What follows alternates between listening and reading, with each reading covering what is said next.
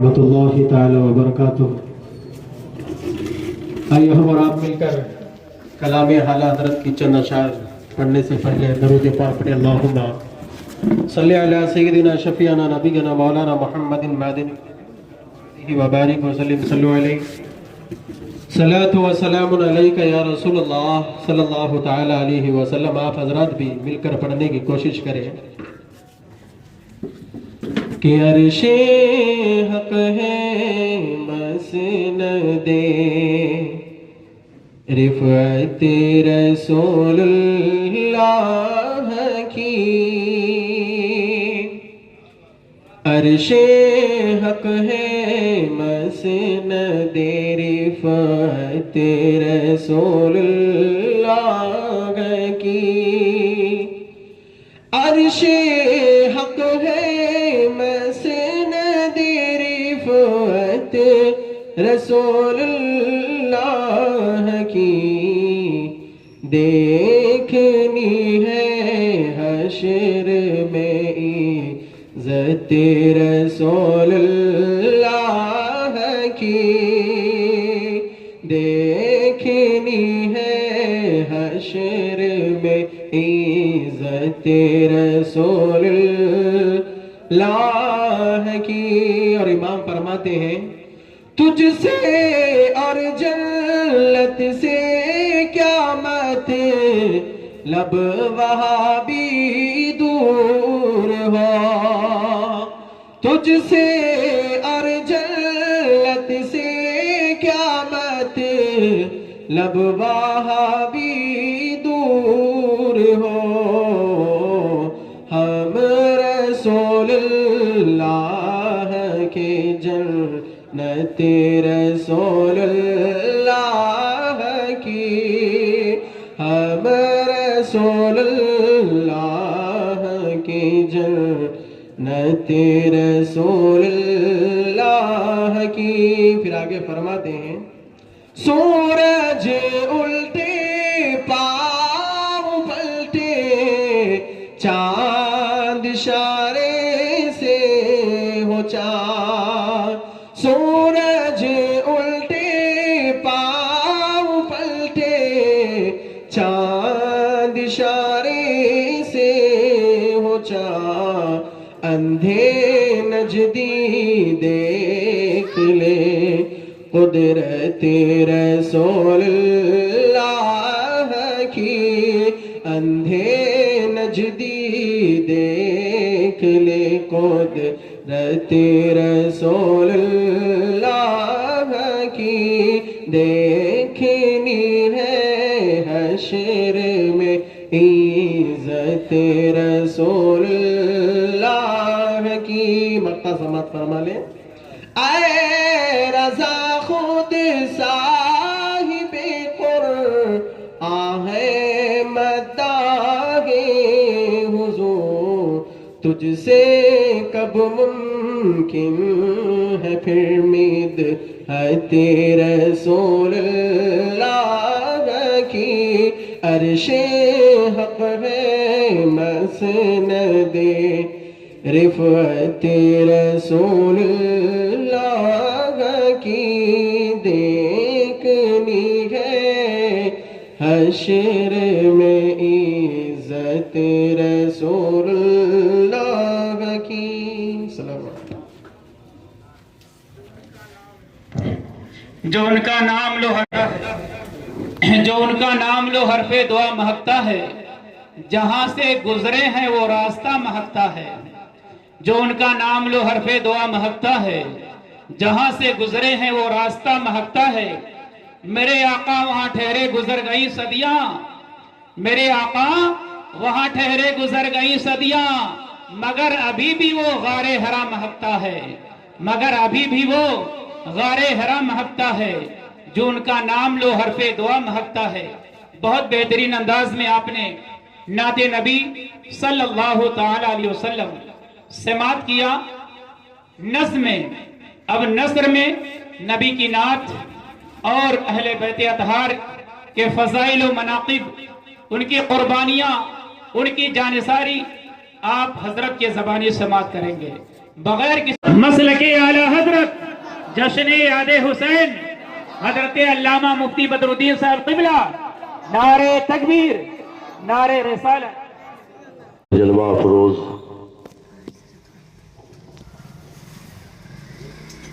قابل قدر علماء ذوی الاحترام، معزز سامعین، السلام علیکم ورحمۃ اللہ تعالی وبرکاتہ۔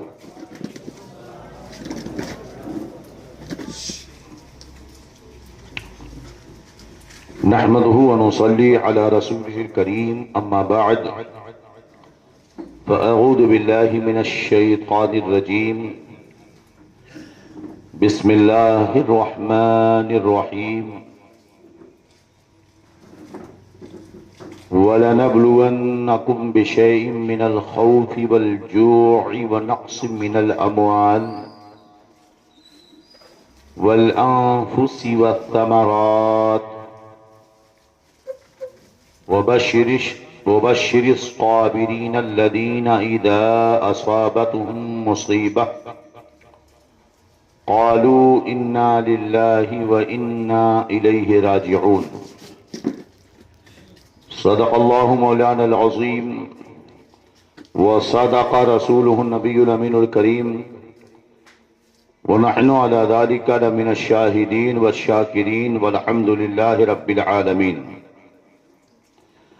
غوث اعظم بمن بے سر و ساما مدد، قبلہ دی مدد، کعبہ ایما مدد، قادریم نعرے یا غوث اعظم می زنم، دمد شیخ احمد رضا خان قطب اعظم می زنم، بگرداب بلا افتاد کشتی، ضعیفانو شکستہ رات و پشتی، بحق خواجہ عثمان ہاروں، مدد کن مدد کن مدد کن یا معین الدین چشتی۔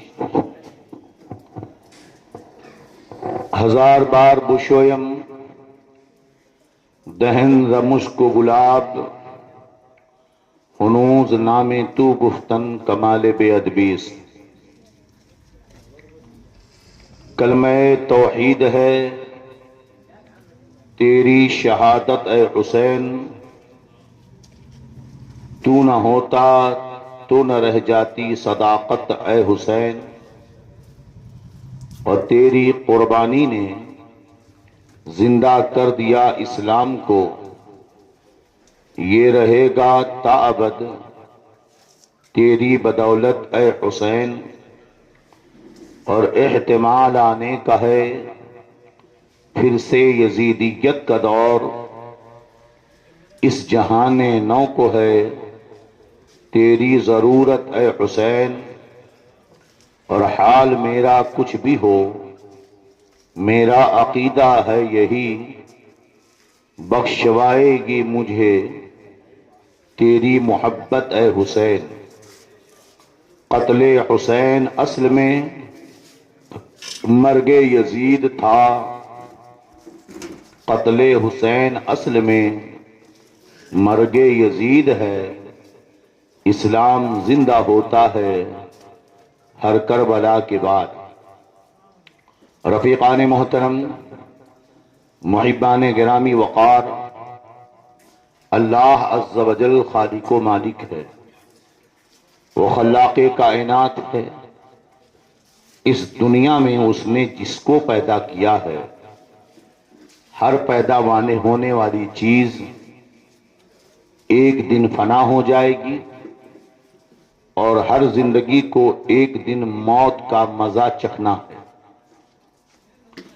اللہ رب العزت نے قرآن مقدس میں ارشاد فرمایا، کل نفس ذائقۃ الموت، ہر جان کو موت کا مزہ ضرور چکھنا ہے، لہذا جو بھی جان اس دنیا میں آئی اسے اس دنیا میں اپنی زندگی گزارنا ہے، اور اس زندگی کے تقاضوں میں سے یہ ہے کہ درد و دکھ بھی ہوں گے، خوشیاں اور مسرتیں بھی ہوں گی، امتحان بھی ہوگا، ابتلا بھی ہوگی، آزمائش بھی ہوگی، بلائیں مصیبتیں بھی دروازے پہ دستک دیں گی، اور مست و سرور کے بھی نغمے اس دنیا میں گائے جائیں گے، مگر کامیاب اور خوش نصیب وہ شخص ہے کہ اللہ رب العزت نے ارشاد فرمایا وَلَنَبْلُوَنَّكُمْ بِشَيْءٍ مِّنَ الْخَوْفِ وَالْجُوعِ وَنَقْصٍ مِّنَ الْأَمْوَالِ، یہ قرآن پاک کے دوسرے پارے میں اللہ فرماتا ہے کہ ہم ضرور تمہارا امتحان لیں گے، نقصان تمہارا پہنچا کر۔ کیسے؟ جان کا نقصان ہوگا، مال کا نقصان ہوگا، خوف طاری ہوگا، بھوک کا ڈر ہوگا، مصیبتیں آئیں گی۔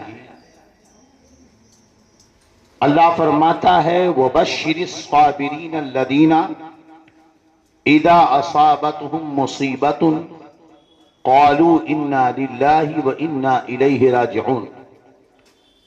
ان مشکل اور پریشانیوں میں جو لوگ یہ کہیں کہ مالک تو اللہ ہے، بھیجا اللہ نے، ہم اللہ ہی کے لیے ہیں اور اللہ ہی کی طرف لوٹ کر کے جانا، ہماری عبادتیں، ہماری قربانیاں، ہماری زندگی، ہماری حرکت و عمل سب اللہ کے لیے ہے۔ قل ان صلاتی ونسکی ومحیای ومماتی للہ رب العالمین، محبوب یہ فرما دو کہ بے شک میری نمازیں، میری قربانیاں، میری زندگیاں، یہ سب اللہ وحدہ لا شریک کے لیے ہے۔ اس لیے اللہ نے کامیابی اور بشارت ان لوگوں کو عطا فرمائی ہے جن لوگوں نے اللہ کی رضا سے خود کو راضی رکھا، اللہ کی رضا پر جو راضی رہے ان کے لیے دنیا بھی کامیاب رہی اور وہ قبر و حشر کی منزلوں میں بھی کامیاب رہے۔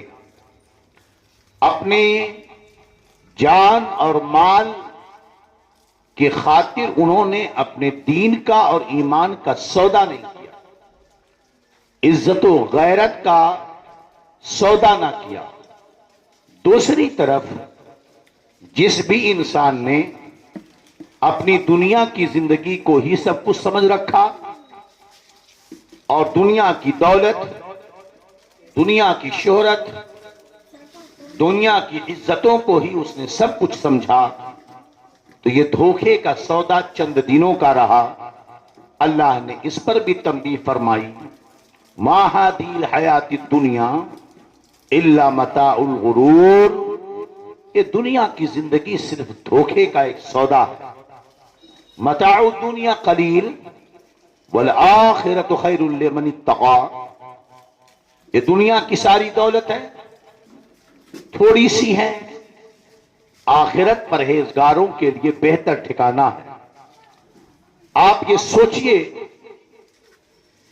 کہ ایک جانور کو ذبح کرنے کے لیے اسلام نے یہ پابندی لگائی کہ دوسرے جانور کے سامنے اسے ذبح نہ کیا جائے، مگر میدان کربلا میں کوفیوں کا حشر اور حال یہ تھا کہ انہیں انسانیت نظر نہیں آتی تھی، ان کے اندر دور دور تک انسانیت کی رمق باقی نہ رہی، وہ پتھر دل ہی نہیں بلکہ پتھر سے بھی زیادہ سخت تھے۔ حضرت مسلم بن عقیل رضی اللہ عنہ کے دونوں بیٹے حضرت محمد اور ابراہیم کو ظالم نے ایک دوسرے کے سامنے شہید کر دیا۔ سوچئے اس وقت ان دونوں بچوں پہ کیا گزری ہوگی جب دونوں کے نظروں کے سامنے، ایک بھائی کے نظر کے سامنے دوسرے بھائی کی گردن کٹ رہی ہوگی۔ مگر میں نے کہا کہ قرآن جو کہتا ہے وہی حق ہے کہ دنیا کی یہ دولت، دنیا کی زندگی ایک دھوکہ ہے۔ حارث بھی اسی دھوکے میں تھا، وہ سمجھ رہا تھا کہ میں انعام پاؤں گا، مگر حشر کیا ہوا؟ نہ خدا ہی ملا، نہ وصال صنم، نہ ادھر کے رہے نہ ادھر کے رہے۔ وہیں پر جیل کا داروغہ مشکور، اس نے اپنی جان کی پرواہ نہ کی، اس نے اپنی زندگی کی پرواہ نہ کی، اس نے اپنے آل و اولاد کی پرواہ نہ کی، بلکہ اہل بیت اطہار کی محبت میں ان دونوں شہزادوں کو اس نے آزاد کر دیا۔ جان اس کی بھی گئی جس نے مسلم ابراہیم اور محمد کو شہید کیا، جان بھی اس داروغہ شکور کی بھی گئی، مگر دونوں کی موتوں میں بڑا فرق ہے۔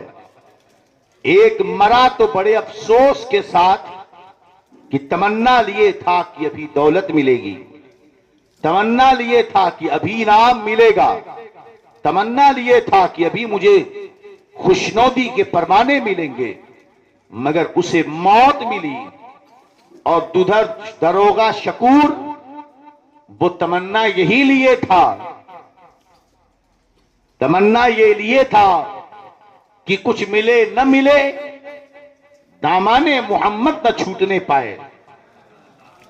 اس نے تو آزاد کرتے ہی یہ تصور کر لیا تھا کہ اے موت آ گلے لگ جا، برسوں کی تمنا ہے بسی، تجھی کو پا کے تو وصل حبیب ہوگا مجھے۔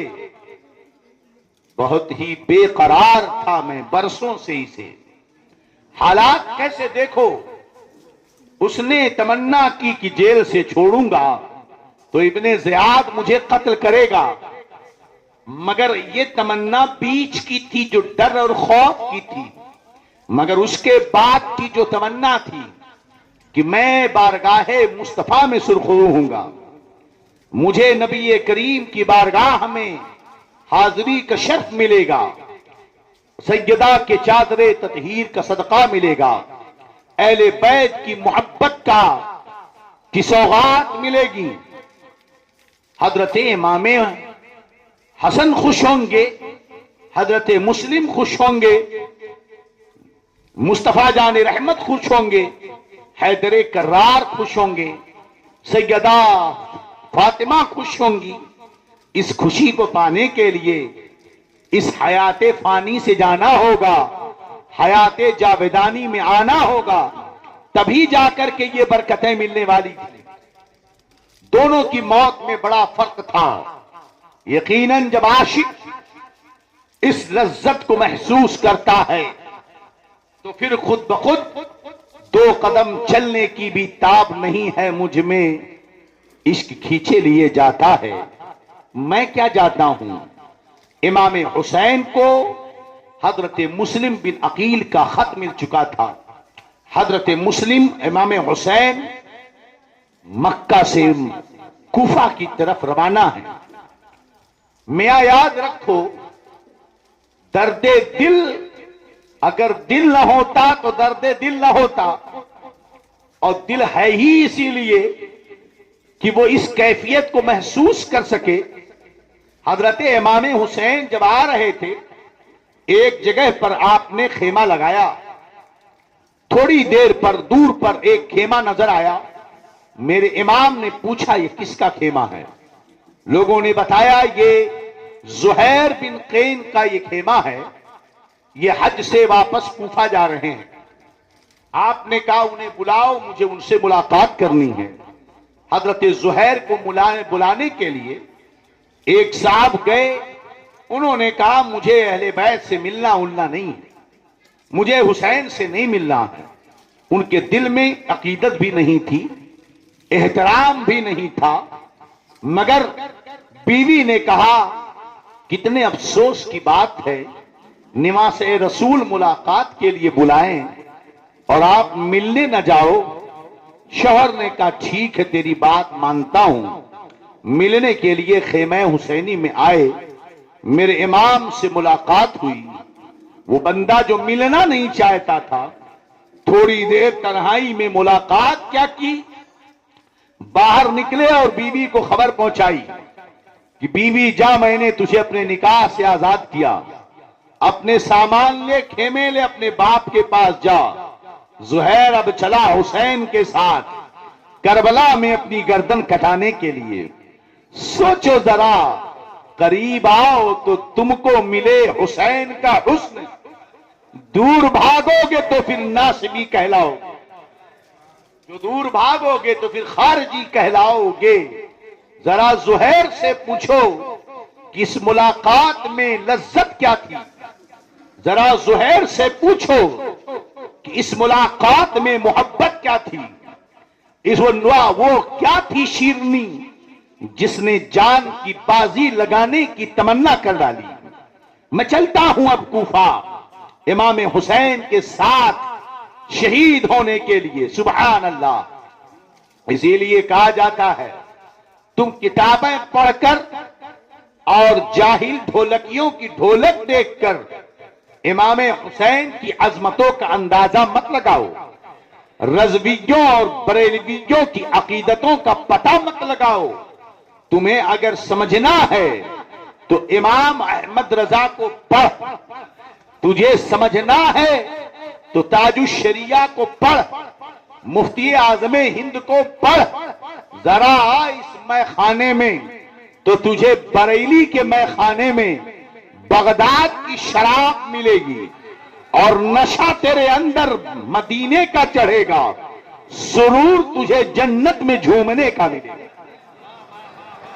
تو جا، نہیں سمجھے تو اور کھول کے سمجھا دوں۔ غوث آدم رضی اللہ عنہ اس امام وقت کا نام ہے کہ جس نے غوث آدم کو پڑھا وہ حیران رہا کہ یہ کون ہیں۔ تفسیر پڑھی تو کہا عبد القادر تو تفسیر کا امام ہے، فقہ پڑھی تو کہا عبد القادر تو فقہ کا امام ہے، قرأت پڑھی تو کہا تو قراء کا امام ہے، حدیث سنی تو کہا تو محدثین کا امام ہے، لغت میں ماہرہ میں مہارت دیکھی تو کہا تو اہل لغت کا امام ہے۔ اگر میں سارے فن کو گناؤں تو کوئی فن ایسا نہیں تھا جس میں عبد القادر اپنے زمانے میں یگانہ نہ تھا۔ ابن تیمیہ ایک بہت بڑا مولوی گزرا ہے ان اہل حدیث سلفیوں کا، جس کے بارے میں مناظرے کا ذکر حضرت نے کیا۔ میں نے 2 بجے رات میں پکڑ کر ان مردودوں سے سائن کروائی ہے، مگر پھر بھی وہ بھاگ گئے۔ بڑی ہی مشکل سے ہوتا ہے چمن میں دید ابر پیدا۔ میرے دوستو، ابن تیمیہ نے کسی کو نہیں چھوڑا، مگر پوری ذخیرے کی کتاب ابن تیمیہ کی دیکھ لو، 50 جلدوں میں اس کی کتاب ہے۔ ایسا مت سمجھو کہ ان کے ہاں جاہل ہیں، نہیں، پڑھے لکھے لوگ تو ہیں، مگر خدا جب دین لیتا ہے تو عقلیں۔ مگر یہی ابن تیمیہ غوث آدم کے خلاف کہیں کچھ نہیں بولتا۔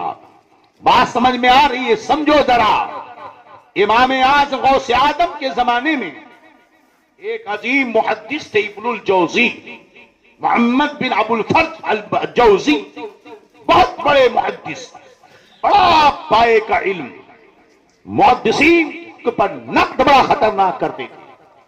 اتنے بڑے عالم تھے، یوں سمجھ لو کہ وہ حدیثیں لکھتے تھے تو پہلے لکڑی کا قلم چلتا تھا، لکھتے رہے، جب یہ جو ہے خط کمزور ہوا پھر چھلا، پھر لکھا۔ جیسے اسکیل آپ لیتے ہو اور اس کیا بولتے ہو، پینسل آپ لیتے ہو اور اس میں ڈال کر اسے کیا بولتے ہیں، اس کو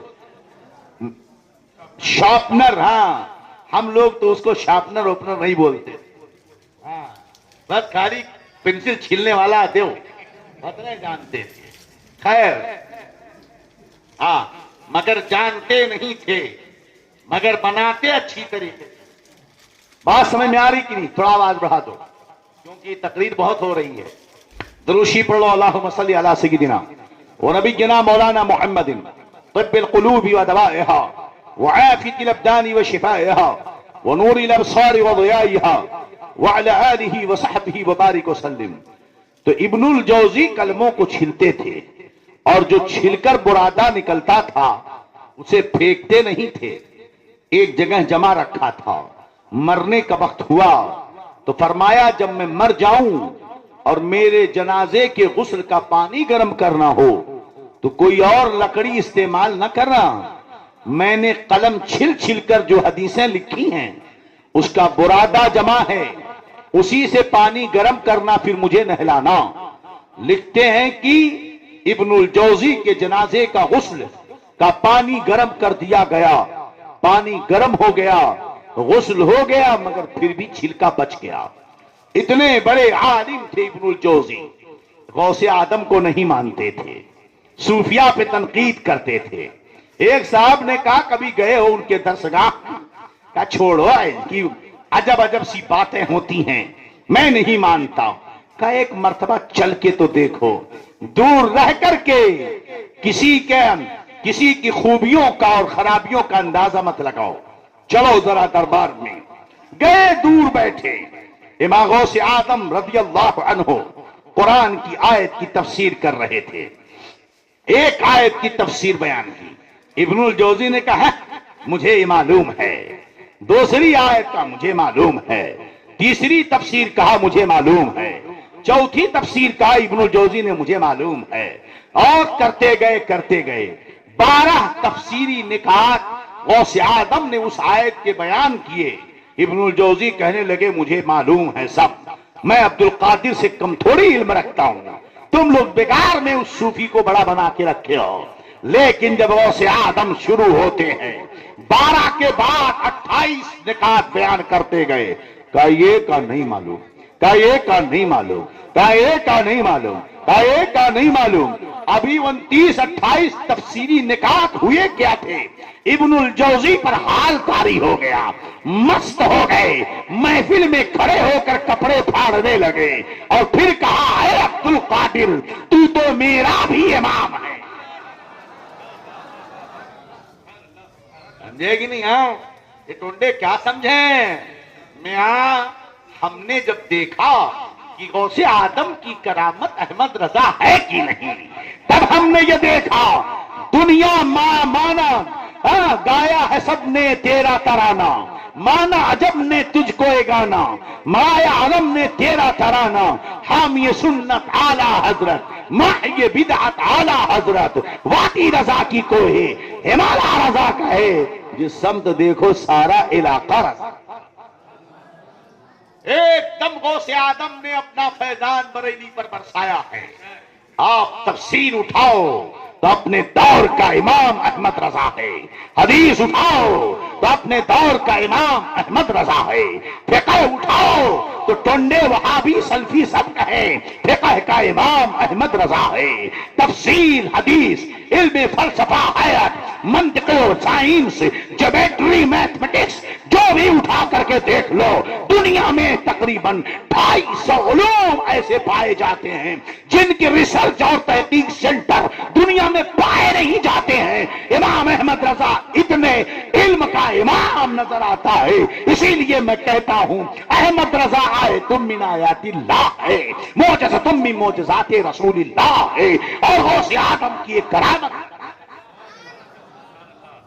تو قریب آؤ تب نہ سمجھ میں آئے، دور سے اندازہ مت لگاؤ. زہیر آئے امام حسین کے پاس اور تب اس کے بعد قربان ہو گئے. حضرت سیدنا امام حسین رضی اللہ عنہ ابھی آگے چلے. امام مسلم کی شہادت کی خبر نہیں پہنچی تھی. آپ نے سوچا کوفہ قریب ہونے والا ہے، اس لیے آپ نے ایک اپنے آپ محب کو بلایا اور کہنے لگے جاؤ کوفہ چلے جاؤ اور کوفہ جا کر کوفہ والوں کو بتاؤ ہم کچھ دنوں میں کوفہ پہنچ رہے ہیں، لہذا اپنے انتظامات سب برابر کر لو. لوگوں کو پہلے خبر دینے کے لیے ایک عاشق کے ساتھ صادق کوفہ جیسے پہنچا، ادھر کوفہ کے حالات بدل چکے تھے۔ ابن زیاد کے فوجی جگہ جگہ ناکہ بندی کیے ہوئے تھے، جیسے یہ اہل بیت کا محب پہنچا ہے گرفتار کر لیا جاتا ہے۔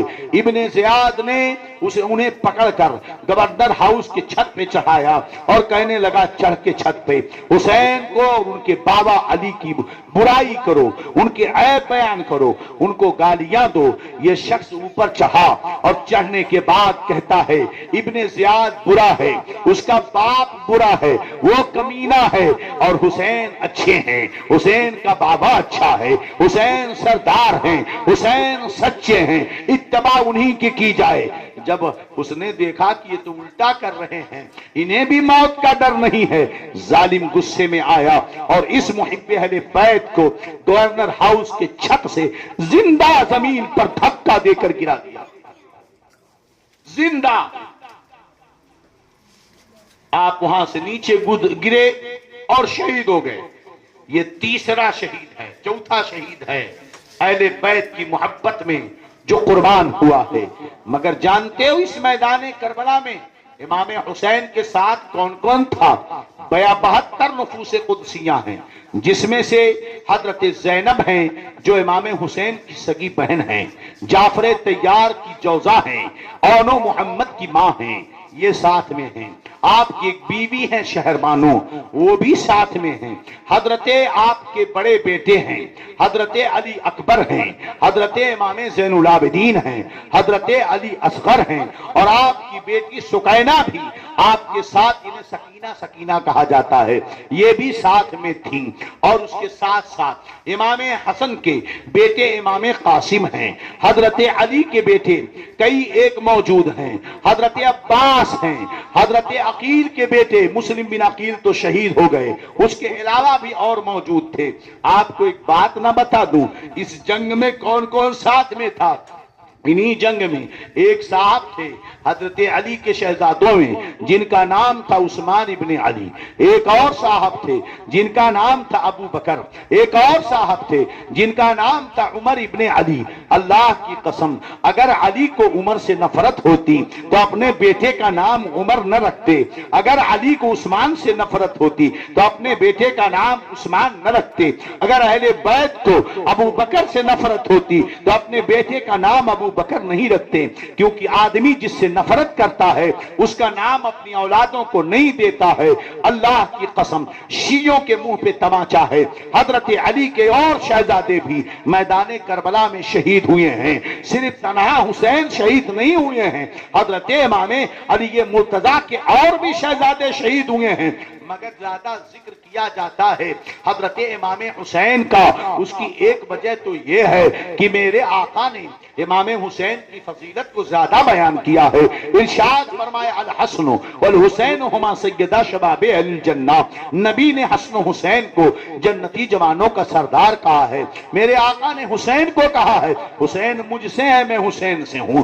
حسین اعظم حضرت سیدہ طیبہ کے بیٹے وطن پاک سے ہیں، اور میرے آقا نے فرمایا فاطمہ میرے جسم کا ٹکڑا ہے۔ تو جو فضیلت امام حسین کو ہے حضرت علی کے دوسرے شہزادوں کو نہیں ہے، مگر ہم تو ذکر کرتے ہیں، وقت کی قلت کبھی کبھی آ جاتی ہے تو ہم ذکر نہیں کرتے۔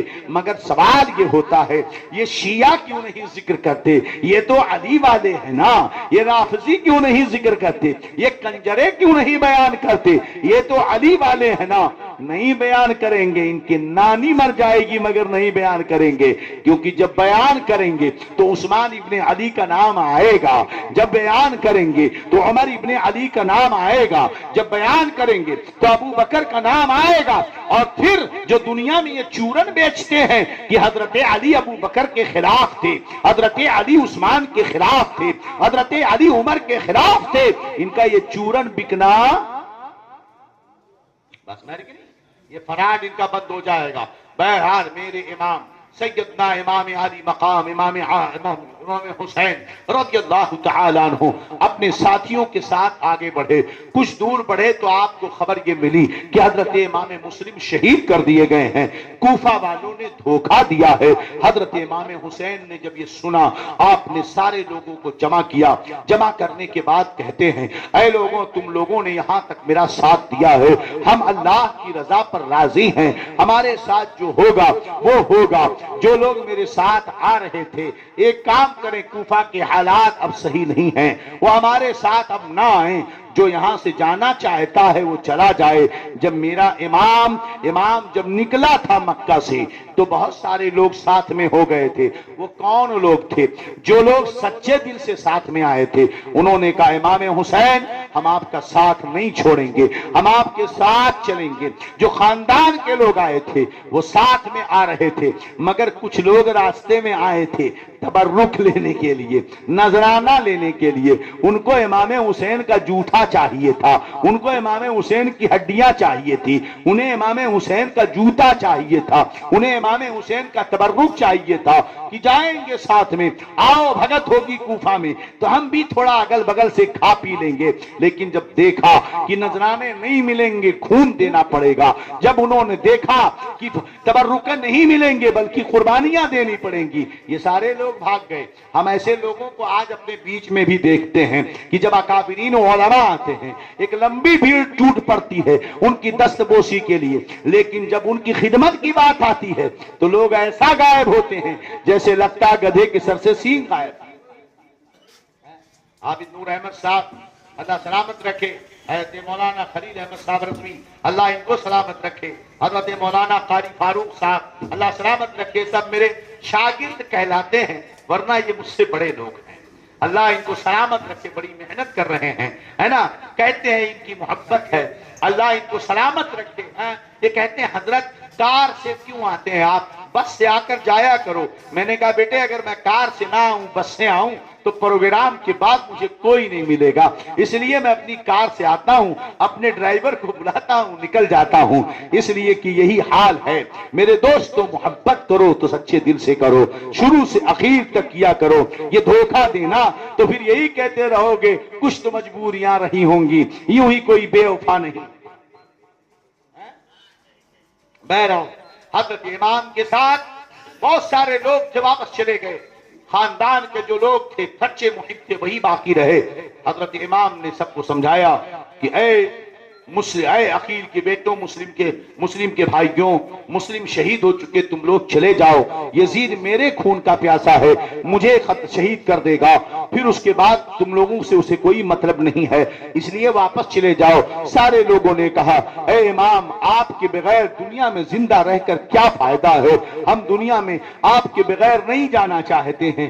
آپ کو تاریخ کا ایک واقعہ سنا دوں, حیرانی ہوگی آپ کو. اسی مجلس میں کربلا کے شہیدوں میں کچھ ایسے لوگ بھی تھے. کیسے لوگ تھے؟ حضرت علی کے شہزادوں میں جو ام البنین, یہ حضرت علی کی ایک جوزہ ہیں, بیوی ہے ام البنین, ان کے 3 بیٹے بھی جو ام البنین کے پیٹ سے تھے, یہ بھی آئے ہوئے تھے اس جنگ کے اندر اور یہ بھی شہید ہوئے تھے. حضرت سیدنا امام علی مقام رضی اللہ عنہ آگے بڑھے, 2 3 4 جگہوں پر قیام ہوتا رہا. ایک جگہ پہنچے, پانی وافر مقدار میں تھا. آپ نے فرمایا ساتھیوں پانی بھر لو, شاید اس کے بعد اب پانی نہ ملے. لے کر پانی بھرا گیا. اب سفر آگے بڑھا. جیسے کچھ دور گئے ایک جگہ ٹھہرے تھے کہ گھوڑوں کی عتاپوں کی آوازیں سنائی دی. ایسا لگ رہا تھا زیادہ تعداد میں کچھ گھوڑ سوار چلے آ رہے ہیں. توجہ دی گئی تو دیکھا گیا ہزاروں کی تعداد میں سپاہی آ رہے ہیں. حضرت امام علی مقام نے دیکھا, انتظار کیا. جب یہ لوگ پہنچے تو دیکھا کہ حر نام کا ایک بندہ 1000 سواروں کے ساتھ میدان کربلا میں وہاں پر امام حسین کے قریب پہنچا جو کوفہ سے باہر کی جگہ تھی.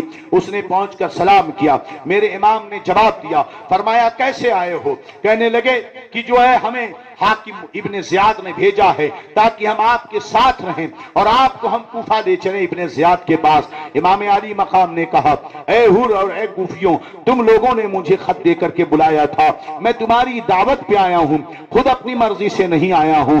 مجھے اگر میرا آنا تمہیں پسند نہیں ہے تو میں واپس چلا جاتا ہوں، مگر حر نے کوئی جواب نہ دیا۔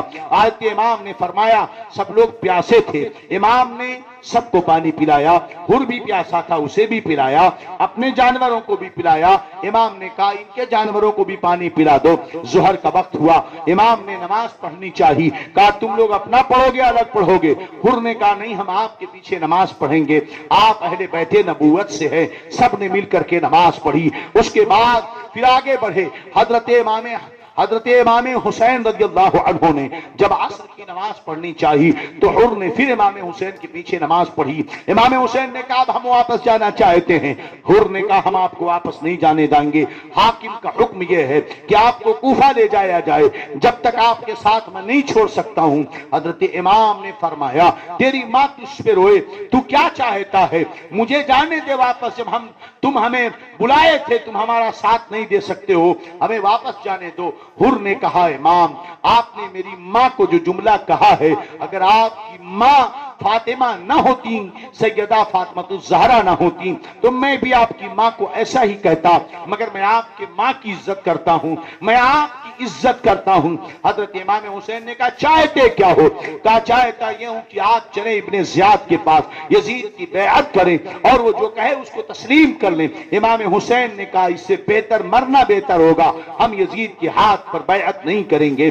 چنانچہ حر نے کہا حضور معاف کیجئے گا، آپ اگر نہیں جانا چاہتے ہیں تو نہ تو آپ مدینہ واپس جائیں نہ مکہ واپس جائیں، اور اگر آپ جو ہے کوفہ نہیں جانا چاہتے کسی درمیانی راستے پہ چلیں، میں تب تک ابن زیاد سے دوسرا میسج لے لیتا ہوں۔ چنانچہ ابن زیاد سے میسج لینے کے انتظار میں حر ہے۔ حضرت امام ایک راستے پہ چلے جا رہے ہیں، آگے بڑھتے گئے، تھوڑی دور گزرے تھے کہ حضرت امام کی آنکھیں اب بند ہو گئیں، تھوڑی دیر کے لیے غنودگی طاری ہوئی، آنکھ آپ نے کھولی اور اپنے بیٹے سے کہنے لگے بیٹے میں نے ابھی خواب دیکھا ہے، کوئی سوار کہہ رہا تھا یہ لوگ جتنا آگے بڑھ رہے ہیں موت کے قریب آ رہے ہیں۔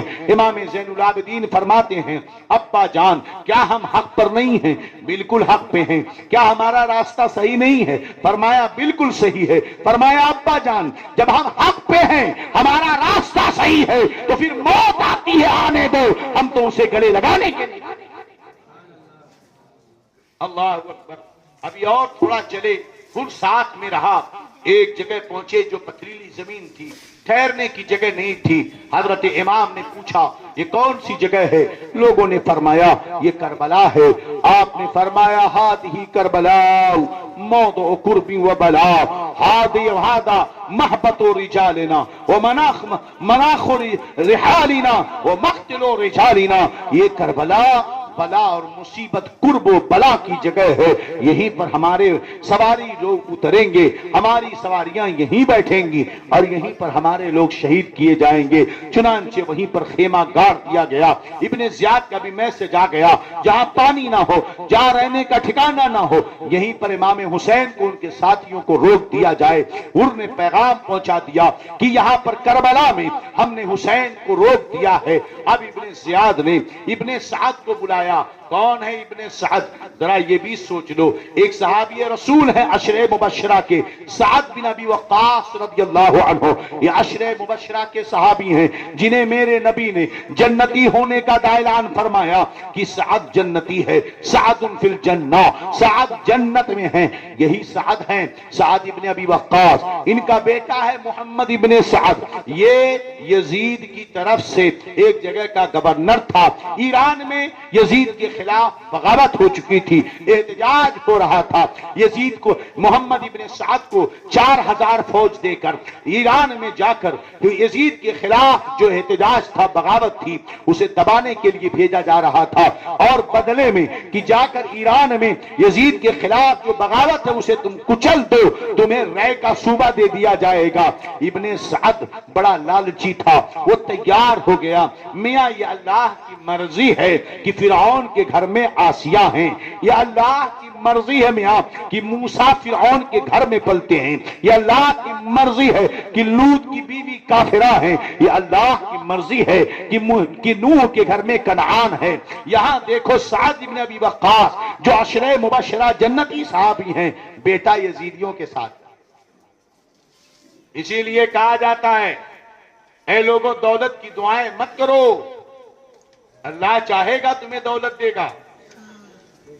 جو تمہارے مقدر میں ہے وہ دولت مل کے رہے گی. شہرت کے پیچھے مت پڑو، تمہارے مقدر میں ہے تو ملے گی. دعا اگر کرو تو اہدنا الصراط المستقیم صراط الذین انعمت علیہم، اے اللہ ہمیں سیدھے راستے پر قائم رکھ، ان لوگوں کا سیدھا راستہ جس پر تیرا انعام ہوا ہے. اللہم لا تزغ قلوبنا بعد اذ ہدیتنا وہب لنا من لدنک رحمہ.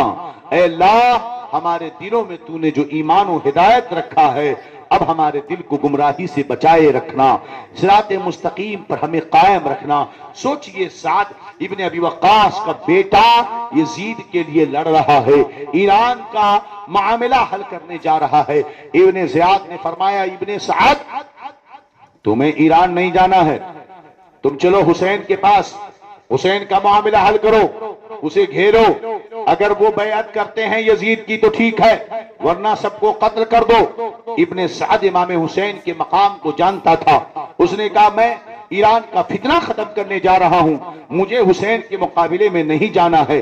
ابن سعد نے جب منع کر دیا تو ابن زیاد یہ کہتا ہے تو پھر ٹھیک ہے، رائے کی جو سلطنت تم کو ملنے والی تھی وہ کسی اور کو دے دی جائے گی، فوج ہمیں واپس کرو. آنکھوں میں دنیا بسی تھی، دنیا کی محبت بسی تھی. اس نے کہا رائے کی ساتھ حکومت نہیں دے سکتا، لاؤ فوج میں چلتا ہوں، حسین سے لڑنے کے لیے تیار ہوں. 4000 کی فوج لے کر ابن سعد تڑکے پہنچتا ہے کربلا میں.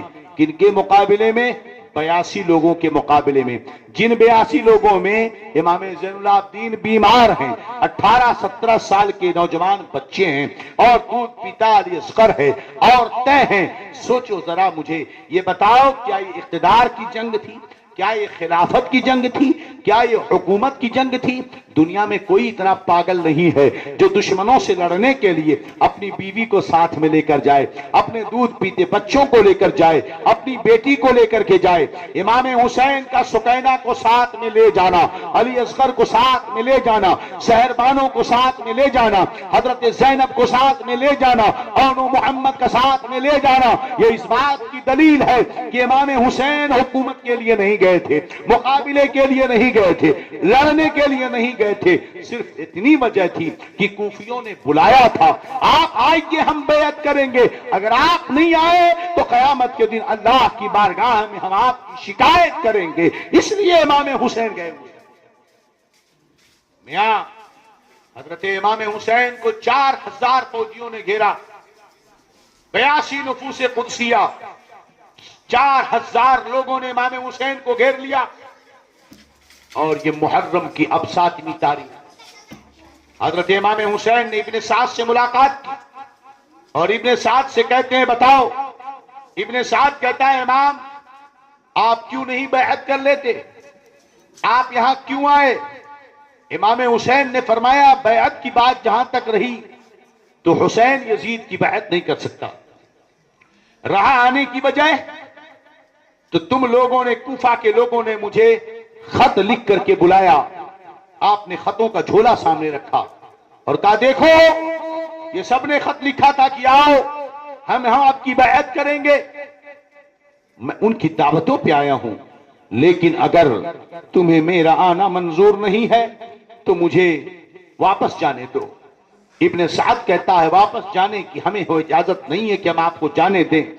امام حسین نے فرمایا، رات کے حصے میں بلایا، ملاقات کری اور یہ فرمایا 3 آپشنز میں دیتا ہوں، تینوں میں سے جو تجھے پسند ہو قبول کر.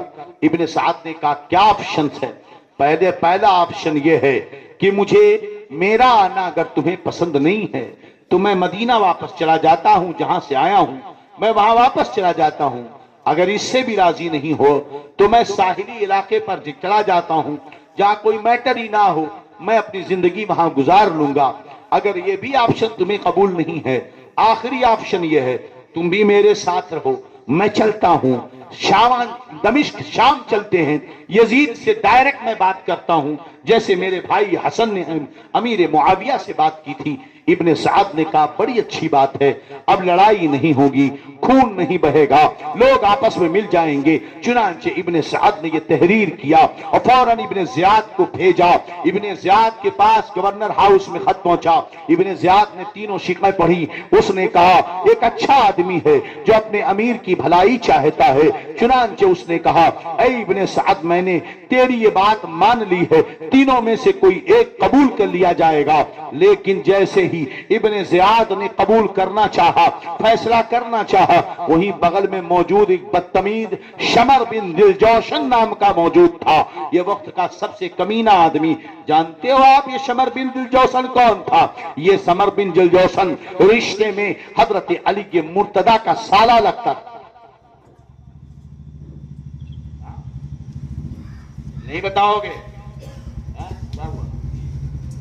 یہ کون لگتا تھا علی مرتضی کا؟ ہاں، میں نے جس ام البنین رضی اللہ عنہ کا نام لیا، یہ ام البنین، ان کے 3 بیٹے امام حسین کے ساتھ ہیں، اور یہ شمر جو مردود خبیث جس نے امام حسین کے جسم سے ان کے گردن کو کاٹ کر الگ کیا تھا، یہ وہی خبیث ہے۔ یہ ام البنین اسی کے خاندان کی ہیں، اور یہ مردود اتنا بدتمیز، اتنا خبیث کہ جب امیر معاویہ اور علی کے مرتضی میں لڑائی ہو رہی تھی تو یہ خبیث حضرت علی کے مرتضی کے ساتھ تھا، اور آج امام حسین کی جان لینے کے لیے تیار ہے۔ ابن زیاد خون خرابہ ختم کر رہا تھا، ابن سعد کی کوششوں سے لڑائی ٹل رہی تھی، مگر اس مردود نے پھر بیچ میں ٹانگ اڑایا، اور اسی نے مردود نے ابن زیاد اور یزید سے پروانہ لکھایا کہ اے ابن زیاد، حسین کے ساتھ میری بہن کے 3 بیٹے آئے ہوئے ہیں، ان کو کچھ مت کیا جائے، انہیں چھوڑ دیا جائے۔ پروانہ لکھوا لیا، لیٹر لے کر آیا اور کہا میرے بہن کے بیٹوں حسین کا ساتھ چھوڑ دو، ہم تمہیں زندگی دیتے ہیں مگر قربان جاؤ علی کے لاڈلوں پر۔ انہوں نے کہا شمر بدبخت، تیرا فرمانہ امان تیرے منہ پہ، ہم حسین کے بعد زندہ رہنا نہیں چاہتے۔ سمجھ بات آئی؟ ہاں، یہ مردود خبیث وہاں موجود ہے۔ اس نے کہا ابن زیاد، ہرگز ابن سعد کی بات مت مانو، اس لیے کہ میں نے یہ سنا ہے کہ راتوں رات امام حسین سے میٹنگ کرتا ہے۔ آج حسین کو یزید کی بیعت پر مجبور کرو، اگر وہ یزید کی بیعت کرتے ہیں تو تم مالک ہو، چاہو تو انہیں معاف کر دو، چاہو تو انہیں چھوڑ دو، چاہے انہیں سزا دے دو۔ آج اگر تم نے حسین کو چھوڑ دیا تو یاد رکھنا طاقت ان کے ساتھ ہوگی، حکومت ان کے ساتھ ہوگی، آج تمہارے کنٹرول میں ہے، تمہارے شہر میں آ چکے ہیں، انہیں تم نے گھیر رکھا ہے، اس لیے یا تو یزید کی بیعت کرواؤ اور اس کے بعد انہیں قتل کر دو۔ چنانچہ ابن زیاد کر گیا اور اس نے فوراً خط لکھا، اے ابن سعد، ہم نے تمہیں وہاں صلح کے لیے نہیں بھیجا ہے، حسین کی جان بچانے کے لیے نہیں بھیجا ہے، حسین سے کہو یا تو وہ بیعت کریں یا لڑنے کے لیے تیار ہو۔ شمر تمہارے ساتھ رہے گا، اگر ابن سعد تیار نہ ہو تو ابن سعد کی گردن مار دینا اور جھنڈا اپنے ہاتھ میں لے کر حسین سے لڑائی کرنا۔ یہ شمر بدتمیز خط لے کر پہنچا اور حضرت ابو عبیدہ کے بیٹے سعد بن ابن سعد، محمد ابن سعد کو یہ خط دے کر کہتا، دیکھو میں تیرے ساتھ ہوں، حسین کو بیعت کے لیے مجبور کرو یا انہیں قتل کرو، اگر تم کو منظور نہیں ہے لاؤ جھنڈا مجھے دو اور میں تمہیں حساب تمہارا برابر کرتا ہوں۔ مگر میں نے کہا نا، جس کے آنکھوں میں دنیا بس جاتی ہے پھر اسے کوئی چیز پسند نہیں آتی ہے۔ چنانچہ ابن سعد کہتا ہے نہ ہم تجھے جھنڈا نہیں دیں گے۔ اس کے بعد وہ کھڑا ہوتا ہے، میں حسین سے لڑوں گا، ایسی لڑائی لڑوں گا کہ سروں کی بارش ہوگی، ہاتھ کٹ کر کے گریں گے۔ اپنے غلام زوید کو بلا کر کہتا، زوید کھڑا ہو جا جھنڈا لے کر۔ ابن سعد مردود نے فوراً تیر چلائی کھڑا کیا اور ایک تیر تان کر خیمہ حسینی پر مارتا ہے اور کہتا ہے کربلا والے گواہ ہو جانا، خیمہ حسینی پر پہلا تیر ابن سعد نے چلایا۔ اب آپ نہیں سمجھ پا رہے ہو، اس لیے نہیں سمجھ پا رہے ہو کہ یا تو نیند آ رہی ہے یا آپ کو درد زیادہ ہو رہا ہے۔ یاد رکھو میرے دوستوں، سعد ابن ابی وقاص وہ صحابی رسول ہیں جنہوں نے مصطفیٰ کے سامنے کھڑے ہو کر تیر پہلی کافروں پہ چلائی تھی، مگر آج وہی بیٹا ہے جو پہلی تیر مصطفیٰ کے نواسوں پہ چلا رہا ہے۔ اسی لیے رب سے دعا کرو کہ اللہ ہماری نسلوں کو سلامت رکھے، مسلک اعلی حضرت پہ قائم رکھے، ایمان کی حفاظت کی دعائیں کرو۔ دولتیں تو پیروں کی ٹھوکروں سے ملتی، دولتیں کس سے ملتی ہیں؟ ہاں، بابا فرید فٹ بال کھیل رہے تھے۔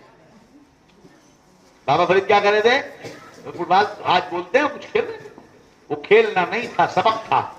لات سے مارے ادھر گیا، ادھر سے مارے ادھر گیا، کوئی کھڑا ہوا دیکھ رہا تھا، سوچا یہ اللہ والے بھی فٹ بال کھیلتے ہیں، تو آپ نے اس کے دل کو پڑا اور مارا ایک لات سے، تو اس کی طرف گیا اور اس نے فٹ بال کو اٹھا لیا، تو اٹھا کر دیکھتا ہے فٹ بال میں کہیں دلی دکھ رہا ہے، کہیں ممبئی دکھ رہا ہے، کہیں امریکہ دکھ رہا ہے، کہیں برطانیہ دکھ رہا ہے، کہیں دبئی دکھ رہا ہے، تو کہنے لگا یا اللہ یہ فٹ بال میں سب کہاں سے نظر آ رہا ہے؟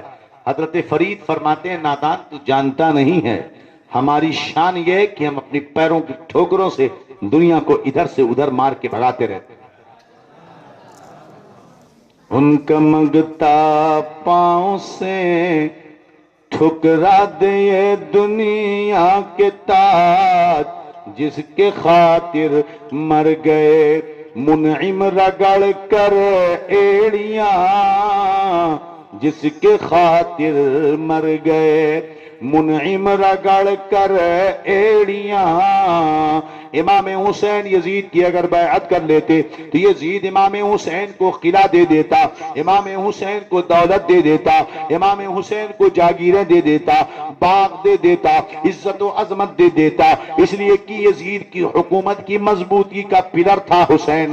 اگر حسین ہوتا تو سب کچھ ہو جاتا، مگر امام حسین نے دیکھا کہ اگر میں بیعت کر لوں یقیناً دنیا تو مجھے مل جائے گی، مگر یہ دنیا تو ہم اپنی پیروں کی ٹھوکر میں رکھتے ہیں، دنیا اگر ہم لے لیں گے تو کیا ملنے والا ہے؟ نانا کا دین بک جائے گا، اور حسین کے جیتے جی نانا کے دین کو بکنے نہ دیا جائے گا۔ بات سنا رہی کہ نہیں؟ ہاں، سبحان اللہ۔ حضرت امام حسین رضی اللہ عنہ کے خیمے پر تیر چلی، حضرت امام حسین اپنے خیمے میں ہے، آواز آئی، حملوں کی آواز سنائی دی، امام حسین نے آنکھ کھولی، زینب تشریف لائے، فرمایا بھائی جان کیا ہوا؟ کہا بھی میں نے خواب دیکھا، نبی خواب میں تشریف لائے، ارشاد فرمایا انکا تروح الینا، اے حسین بس جلدی تم ہماری طرف آنے والے ہو۔ حضرت زینب بھی روئی، حضرت امام حسین بھی روئے۔ اللہ اکبر، شام کا وقت ہونے کا تھا، حضرت امام حسین دوپہر کی بات کا واقعہ ہے، امام حسین نے حضرت عباس سے کہا ذرا دیکھو یہ گھوڑے قریب کیوں آ رہے ہیں، یہ ہلچل کیسی ہے؟ حضرت عباس باہر آئے، فرمایا کیا ہوا؟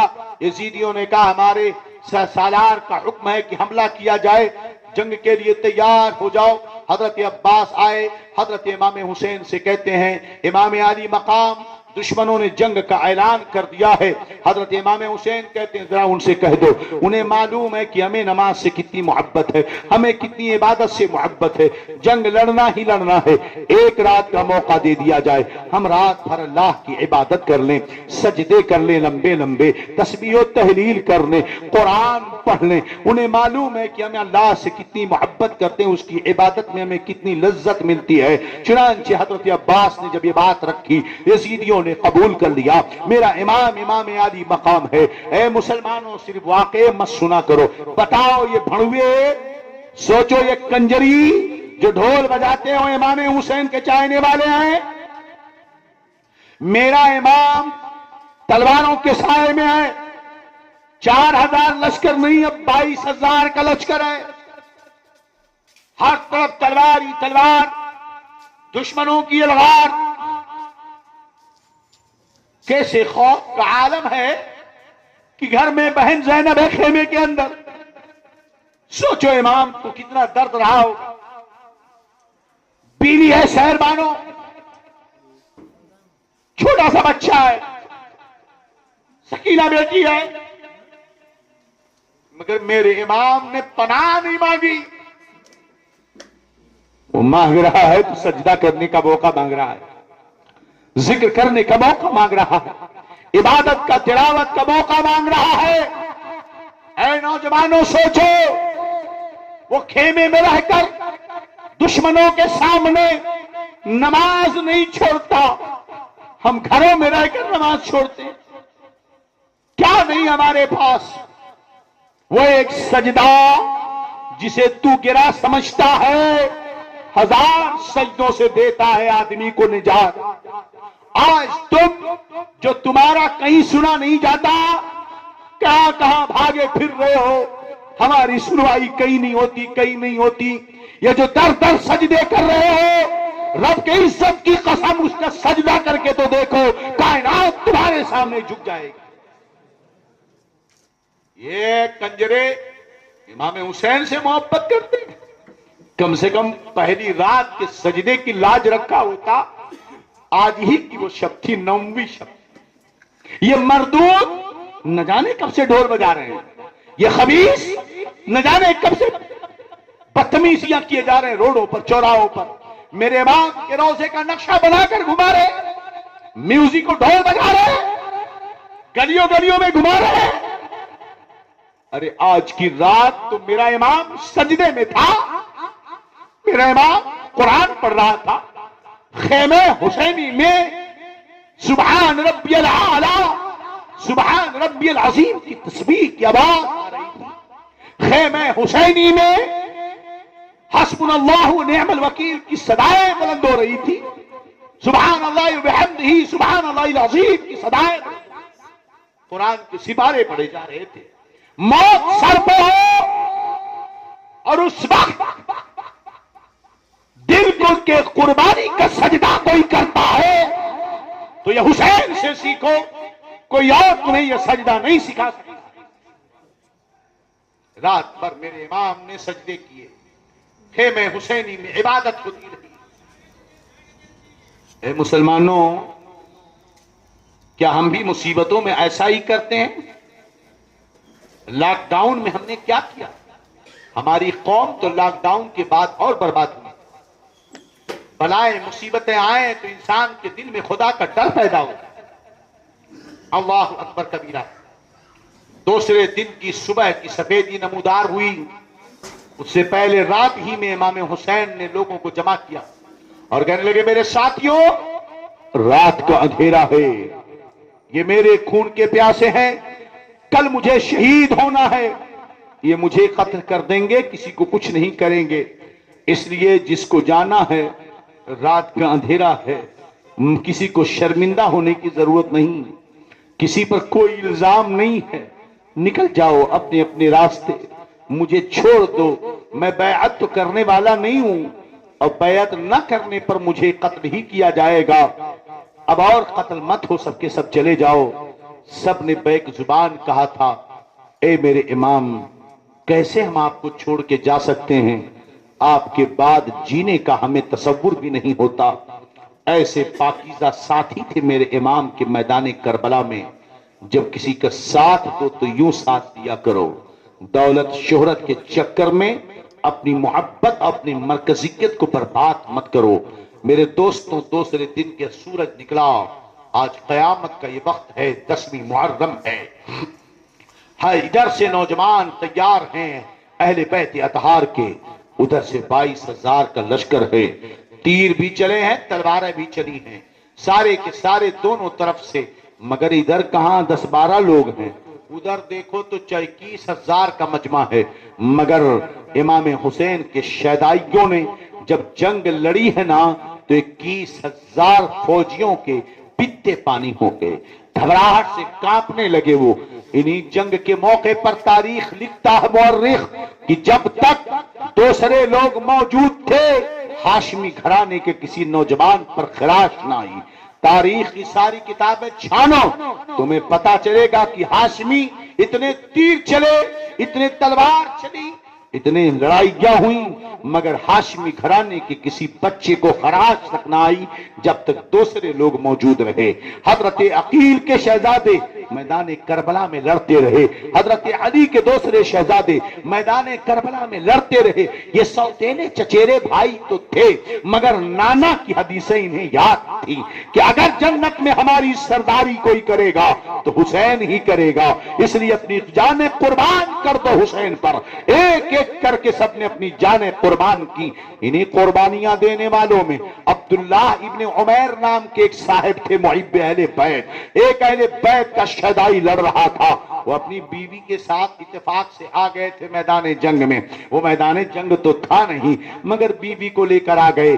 اچانک کوفیوں کی بے وفائی سے وہ جنگ کا میدان بن گیا، ورنہ وہ تو عقیدت مندوں کی جگہ تھی، عقیدت مندوں کا علاقہ تھا، بیعت ہونے کے لیے گئے ہوئے تھے۔ اللہ اکبر۔ حضرت عبداللہ ابن عمیر لڑ رہے ہیں، بیوی خیمے میں بیٹھ کر اپنے شوہر کی جواں مردی دیکھ رہی ہے، بیوی خیمے میں بیٹھ کر اپنے شوہر کی جرأت و ہمت کو دیکھ رہی ہے، اور امام حسن حسین اہل بیت پر اپنے شوہر کو قربان ہوتے ہوئے دیکھ رہی ہے۔ تلوار کا شوہر چلا تو وہاں رہا ہے، بیوی خیمے میں اچھل رہی ہے، شوہر کا ہاتھ چلتا ہے، بیوی خود بہت خوشی سے مست ہو جا رہی ہے۔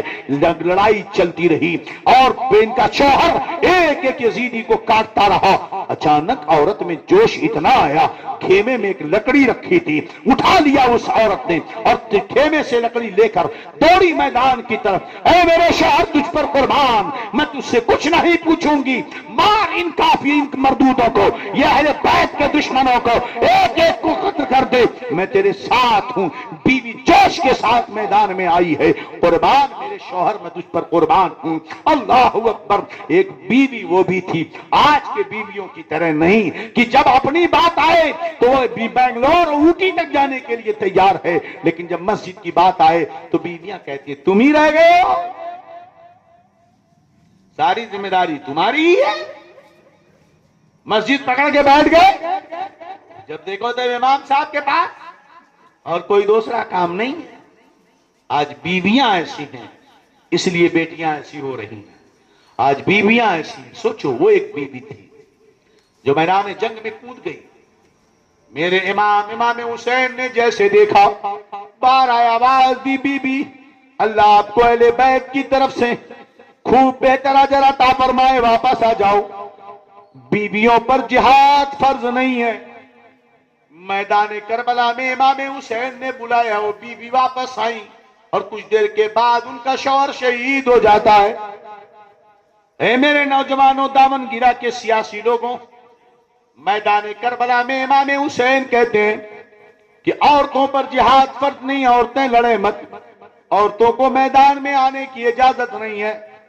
مجھ سے کسی نے سوال کیا کہ کیا عورت کار چلا سکتی ہے کہ نہیں، عورت بائک چلا سکتی ہے کہ نہیں، عورت گھوڑا چلا سکتی ہے کہ نہیں، گھوڑ سواری کر سکتی ہے کہ نہیں؟ میں نے کہا ساری حرکتیں مردانہ ہیں اور عورتوں کو مردانہ حرکتوں سے بچنا چاہیے۔ میرے آقا صلی اللہ علیہ وسلم ارشاد فرماتے ہیں جو عورت مردوں کی حرکت اختیار کرے اس پر اللہ کی لعنت ہو، اور جو مرد عورتوں کی حرکت اختیار کرے اس پر اللہ کی لعنت ہو۔ اس عورت پر بھی خدا کی لعنت برستی ہے جو مرد بننے کی کوشش کرتی ہے، اور ان مردوں پر بھی اللہ کی لعنت ہوتی ہے جو عورت بننے کی کوشش کرتے ہیں۔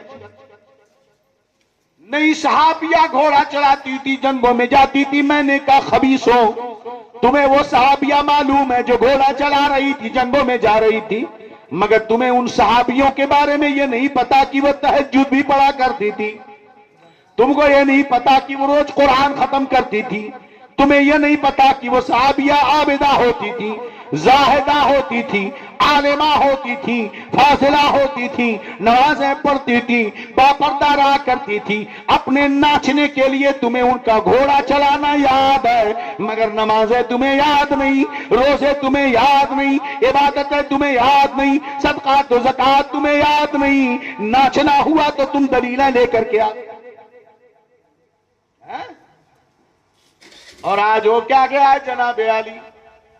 میرا امام میدان کربلا میں کہتا ہے عورتوں پر جہاد فرض نہیں ہے، مگر آج ہمارے ان نوجوانوں نے ہاتھوں میں چوڑیاں پہن رکھی ہیں، زنخے ہو گئے سب کے سب۔ اب ہم اپنی عورتوں کو احتجاج کے لیے اتارتے ہیں، کبھی حجاب کے نام پر، کبھی اسکاف کے نام پر، کبھی حقوق نسواں کے نام پر، اور اگر ہم لوگ نہ بولے تو کہتے ہیں مولانا حجاب پر آپ نہیں بولتے۔ ہم نے کہا بے حجاب کس چیز کا نام، حجاب کس چیز کا نام ہے؟ یہ بے پردہ لڑکی جو کالج میں جا کر نقاب اتار دیتی ہے، تو یہاں سے کالج تک نقاب پہن کر جانے کا نام حجاب ہے۔ جب گئی یہ 11ویں کلاس میں بیٹھی کالج کے اندر، تو بغل میں لڑکا بیٹھا ہے، سامنے پڑھانے والا مرد ہے، بوائے فرینڈ بیٹھا ہے، وہاں فرینڈ کر رہی ہے، مذاق کر رہی ہے۔ کالج کے کمپس کے باہر وہ حجاب پہن کر جاتی ہے، اور کالج کے اندر حجاب نہیں ہے، چہرے سے برقع اترا ہوا ہے۔ حضرت حجاب پہ بولو، حجاب پہ بولو۔ میں نے کہا یہ حجاب نہیں ہے، یہ عذاب ہے، عذاب ہے۔ ابے یار نقاب کو بدنام مت کرو، عورتوں کو احتجاج کے لیے اتارو گے تو ایک کام کرو، تم عورتوں کے کام شروع کر دو اور عورتوں کو مردوں کا کام کرنے دو، سمجھے کہ نہیں؟ جب تمہارے اندر دم خم ختم ہو گئی تو تم اپنے حقوق کے لیے عورتوں کو آگے کرتے ہو۔ یہ جنخے کرتے ہیں، ہجڑے کرتے ہیں، مرد ایسی حرکتیں نہیں کرتے۔ ہاں لڑنا ہوا بیوی کو آگے کر دیا، عورت کو آگے کر دیا۔ بے تو عورت کی حفاظت کے لیے بنا دیا، اب عورت کو آگے کرتا ہے۔ نہیں نکالا وہ جلوس آپ کے دامن گرا میں، نہیں نکلا عورتوں کا جلوس؟ کہاں مر گئے وہ سارے کے سارے لوگ؟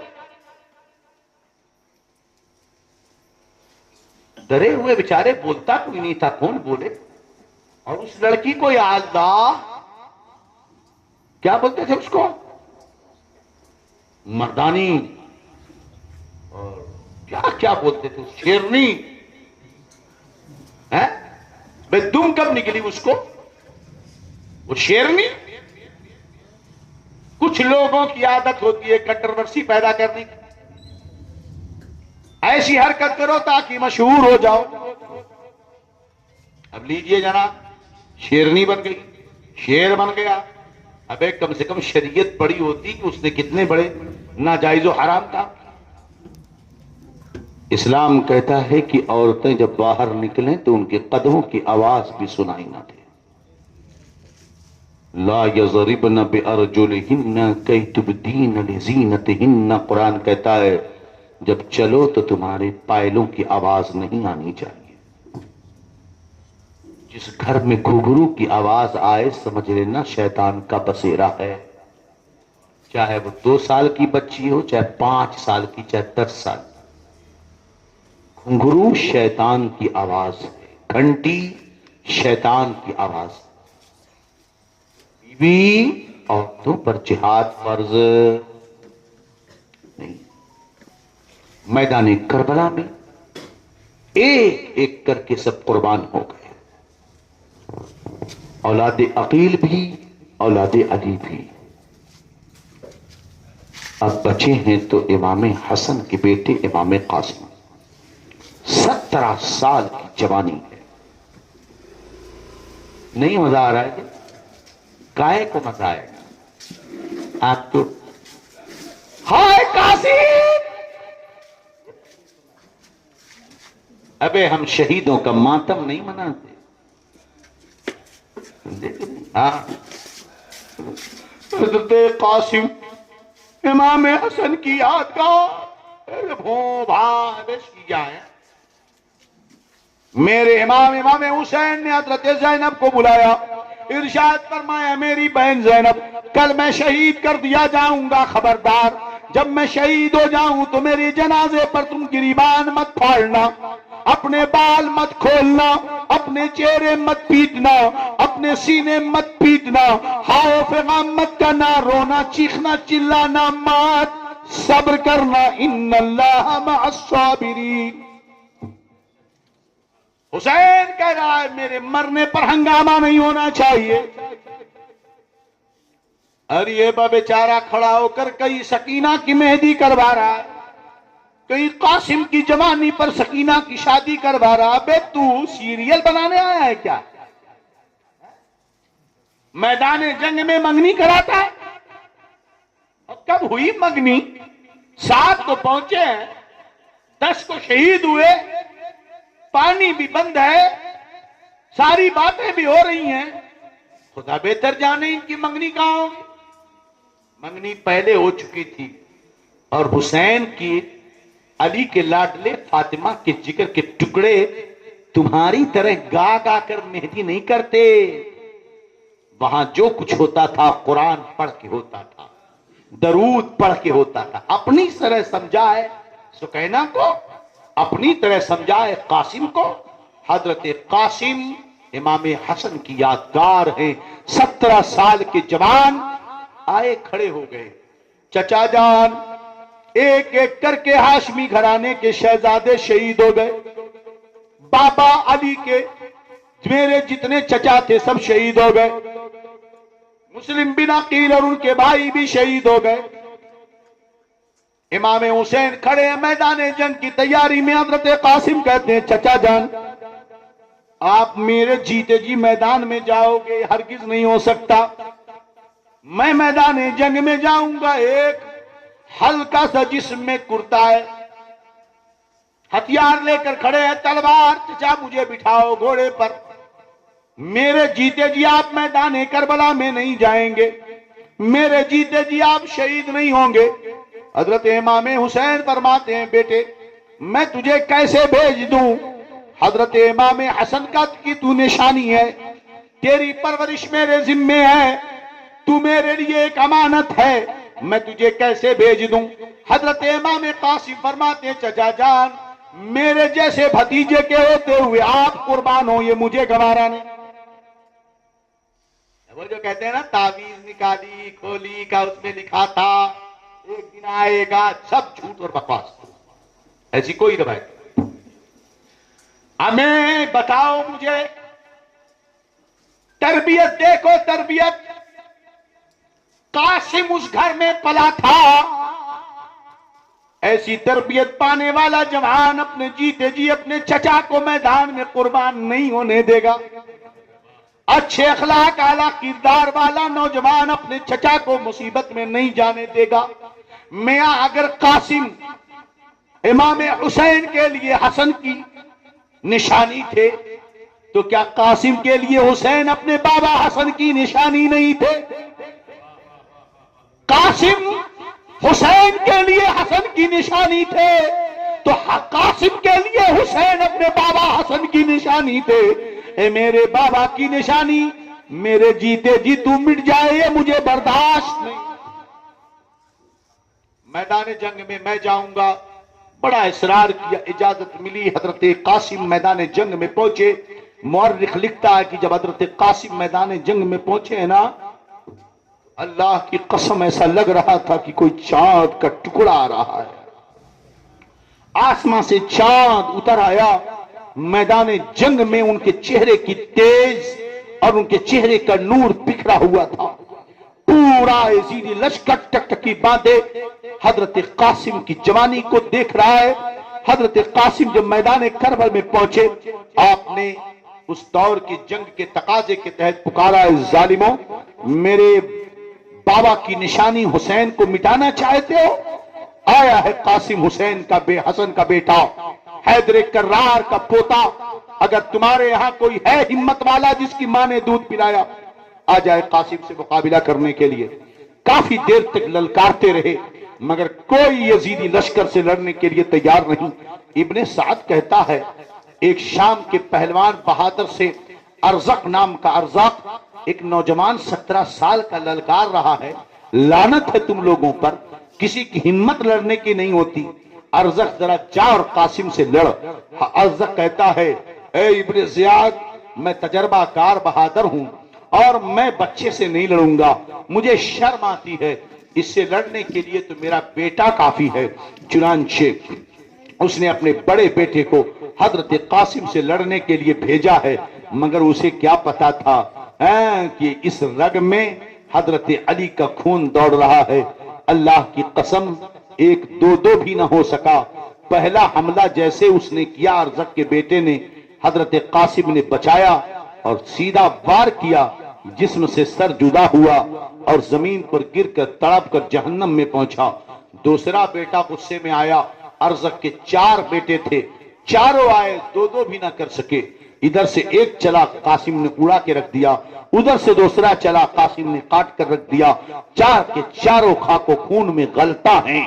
حضرت امام قاسم نے بیٹے کی تلوار اپنے ہاتھ میں لے کر میان میں رکھ لی۔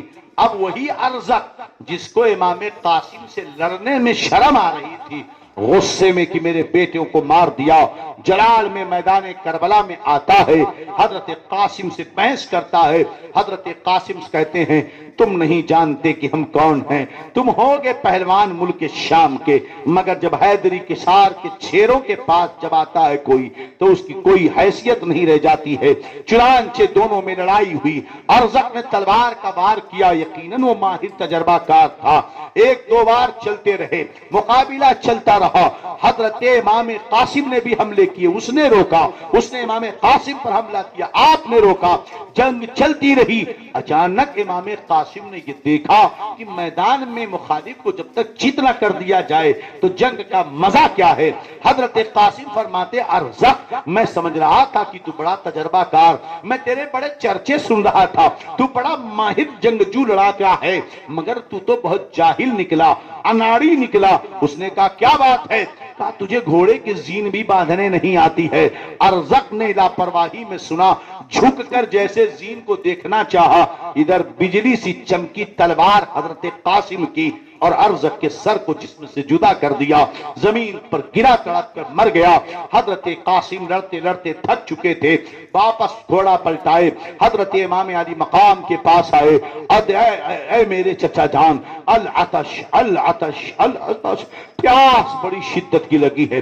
یاد رہے میدان کربلا میں پانی ابتدا میں نہیں بند کیا گیا تھا، 7ویں محرم کے بعد پانی میں سختی کی گئی تھی، پانی لیے جانے پر سختی کی گئی، ورنہ کاہے بگاہے پانی آ رہا تھا، لیکن 10ویں محرم کو مکمل بند کر دیا گیا تھا، کیونکہ ان کو جو پتا چلا کہ یہ تو اتنے ہمت والے جرأت والے ہیں، اگر انہیں پانی مل گیا تو پھر کیا ہوگا۔ اللہ اکبر۔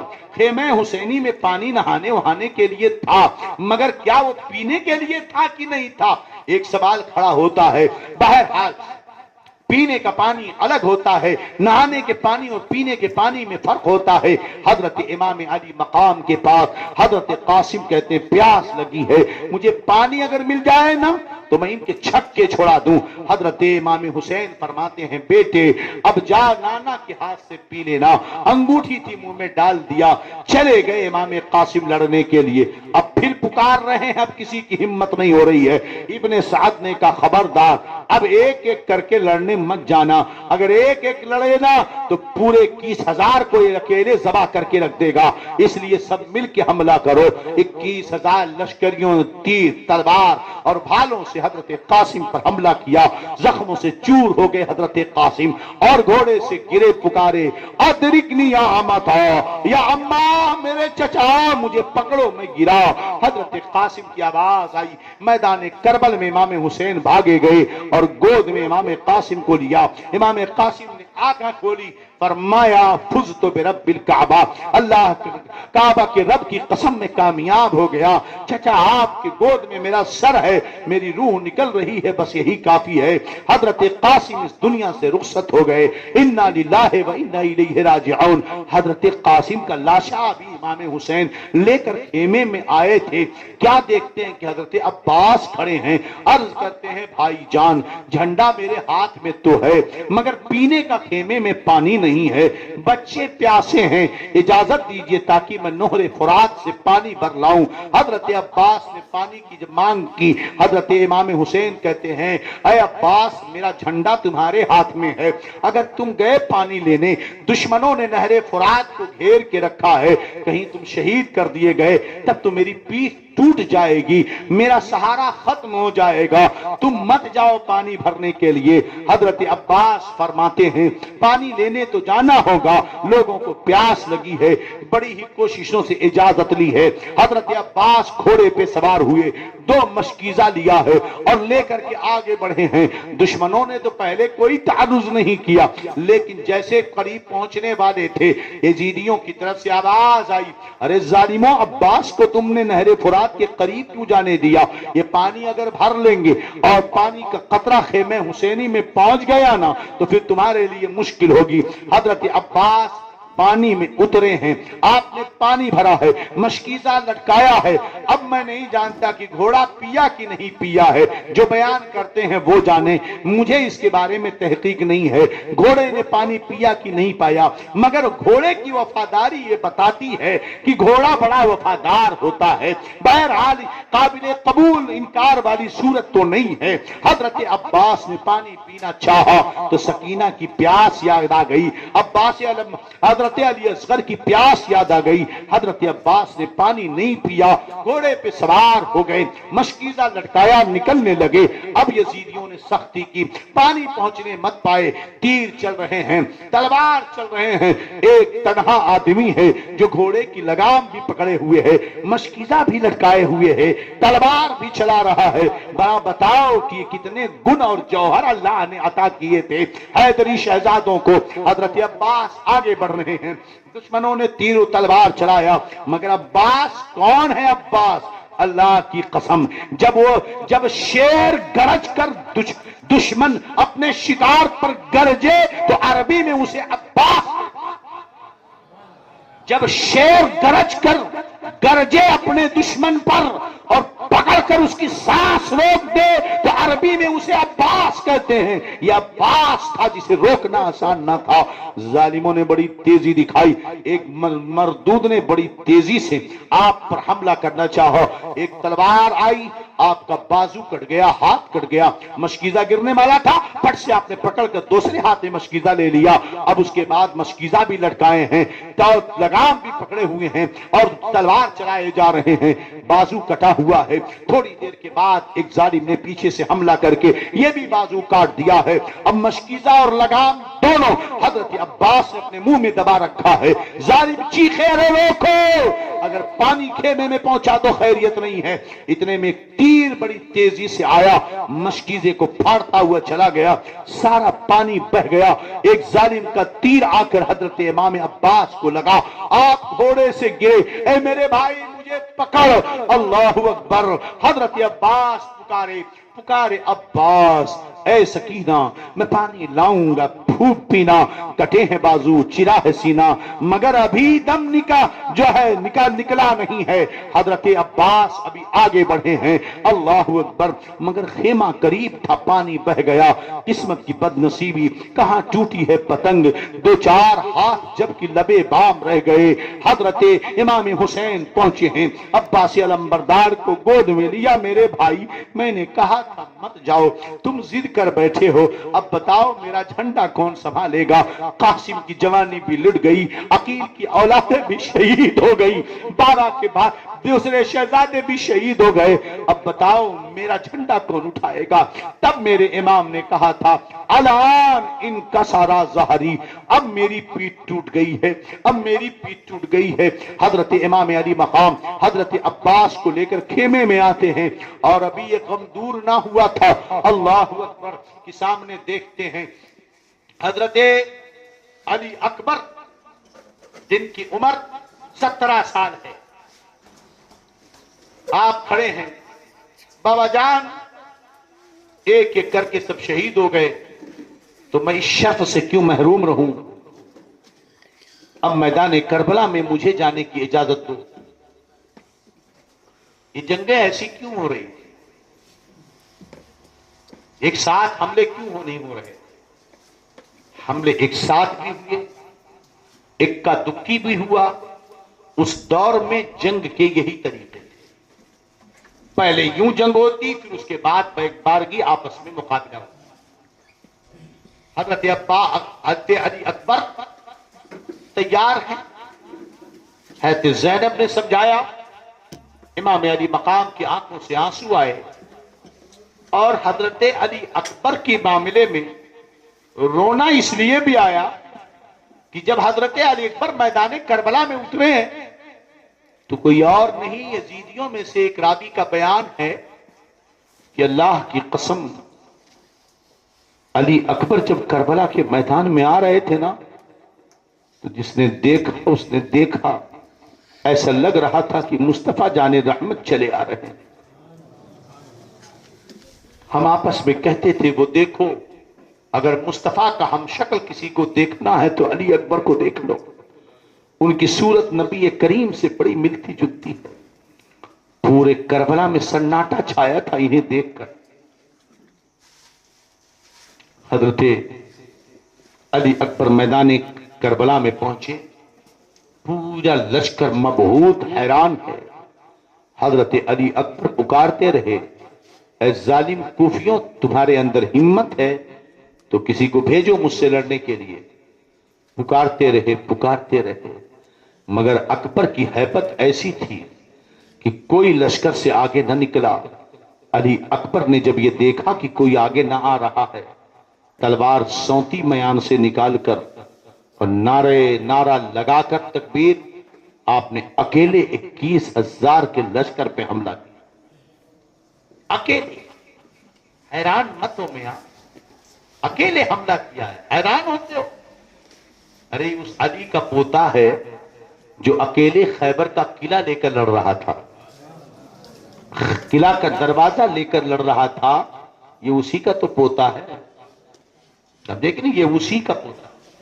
تم جانتے نہیں ہو علی کون ہے؟ جب پہلا بیٹا پیدا ہوا تو کہنے لگے اس کا نام حرب ہے، حرب کے معنی لڑائی اور جنگ کے۔ میرے نبی نے کہا نہیں، اس کا نام شبیر کے وزن پر حسن رہے گا، شبر کے وزن پر حسن۔ پھر حسین جب پیدا ہوئے تو کہا اس کا نام حرب رہے گا۔ میرے آقا نے فرمایا نہیں، ہارون کے بیٹے کے نام پر شبیر کے وزن پر حسین رہے۔ پھر ایک بیٹا پیدا ہوا محسن، کہا اس کا نام پھر حرب رہے گا۔ میرے نبی نے کہا نہیں، ہارون کے بیٹے کے نام پر، مشبر کے نام پر اس کا نام محسن رہے گا۔ کسی نے پوچھا علی حرب میں کیا مزہ ہے؟ جو بیٹا پیدا ہو رہا ہے حرب حرب حرب۔ کہتے ہیں مجھے پسند تھا کہ دنیا مجھے ابو الحرب کہے، جنگوں والا، جنگ کا باپ۔ علی وہ تھے، اور علی کون؟ حیدر۔ اور کون حیدر؟ کرار حیدر۔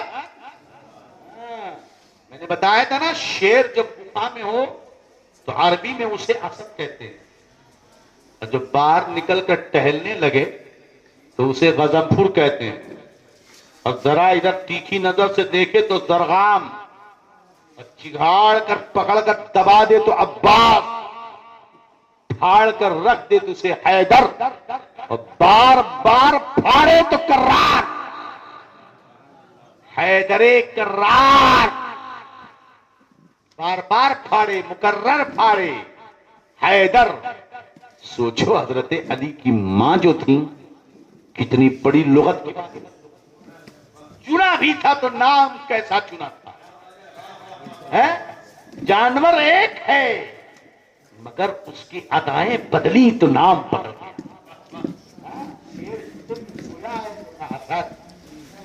باہر نکل کر ٹہلنے لگے تو غضنفر، اور ذرا ادھر ادھر سے ہوا تو زرغمیوں، تیکھی نظر دیکھا زرغام، اور پکڑ کر دبا کر نسیں سانس روک دے شکار کا تو عباس، پھاڑ کر رکھ دے تو حیدر، بار بار پھاڑے تو کرار۔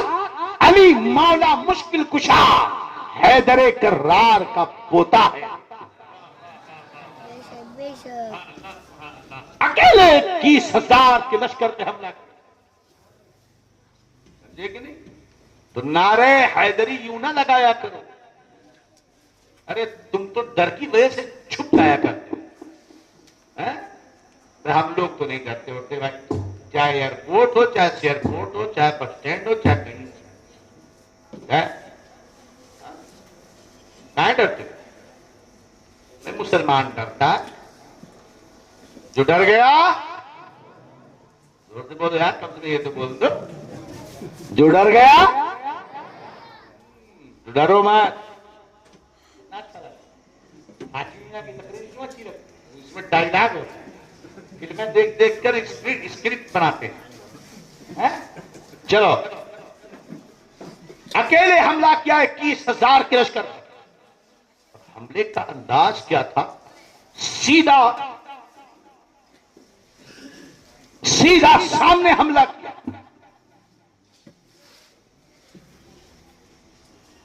दाई मैमना पर, मैसरा पर, अकबे लश्कर बीच में जिधर हमला करते थे, ये यजीदी डरपोक भाग के उतनी दूर चले जाते।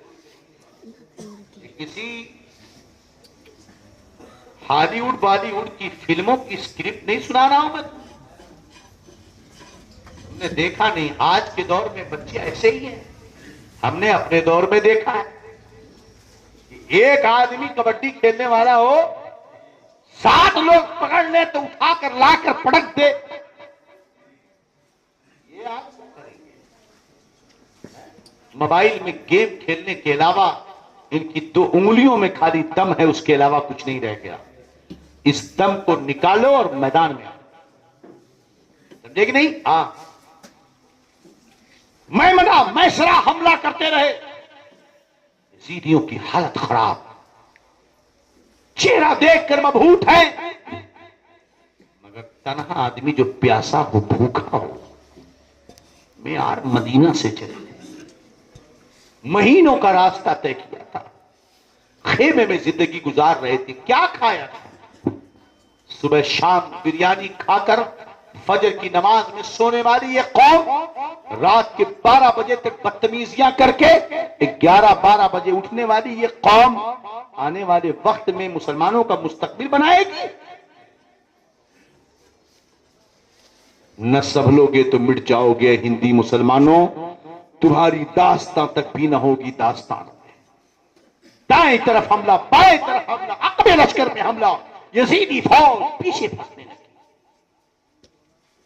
अली पर थक गए, प्यास से गला सूख गया, घोड़े को घुमाया, वापस आया। अब्बा जान, बुज़दिलों को बहुत ललकारा मगर कोई नहीं आ रहा, थक गया हूं मेरे बाबा, जरा सा कुछ पीने को इच्छा है बस।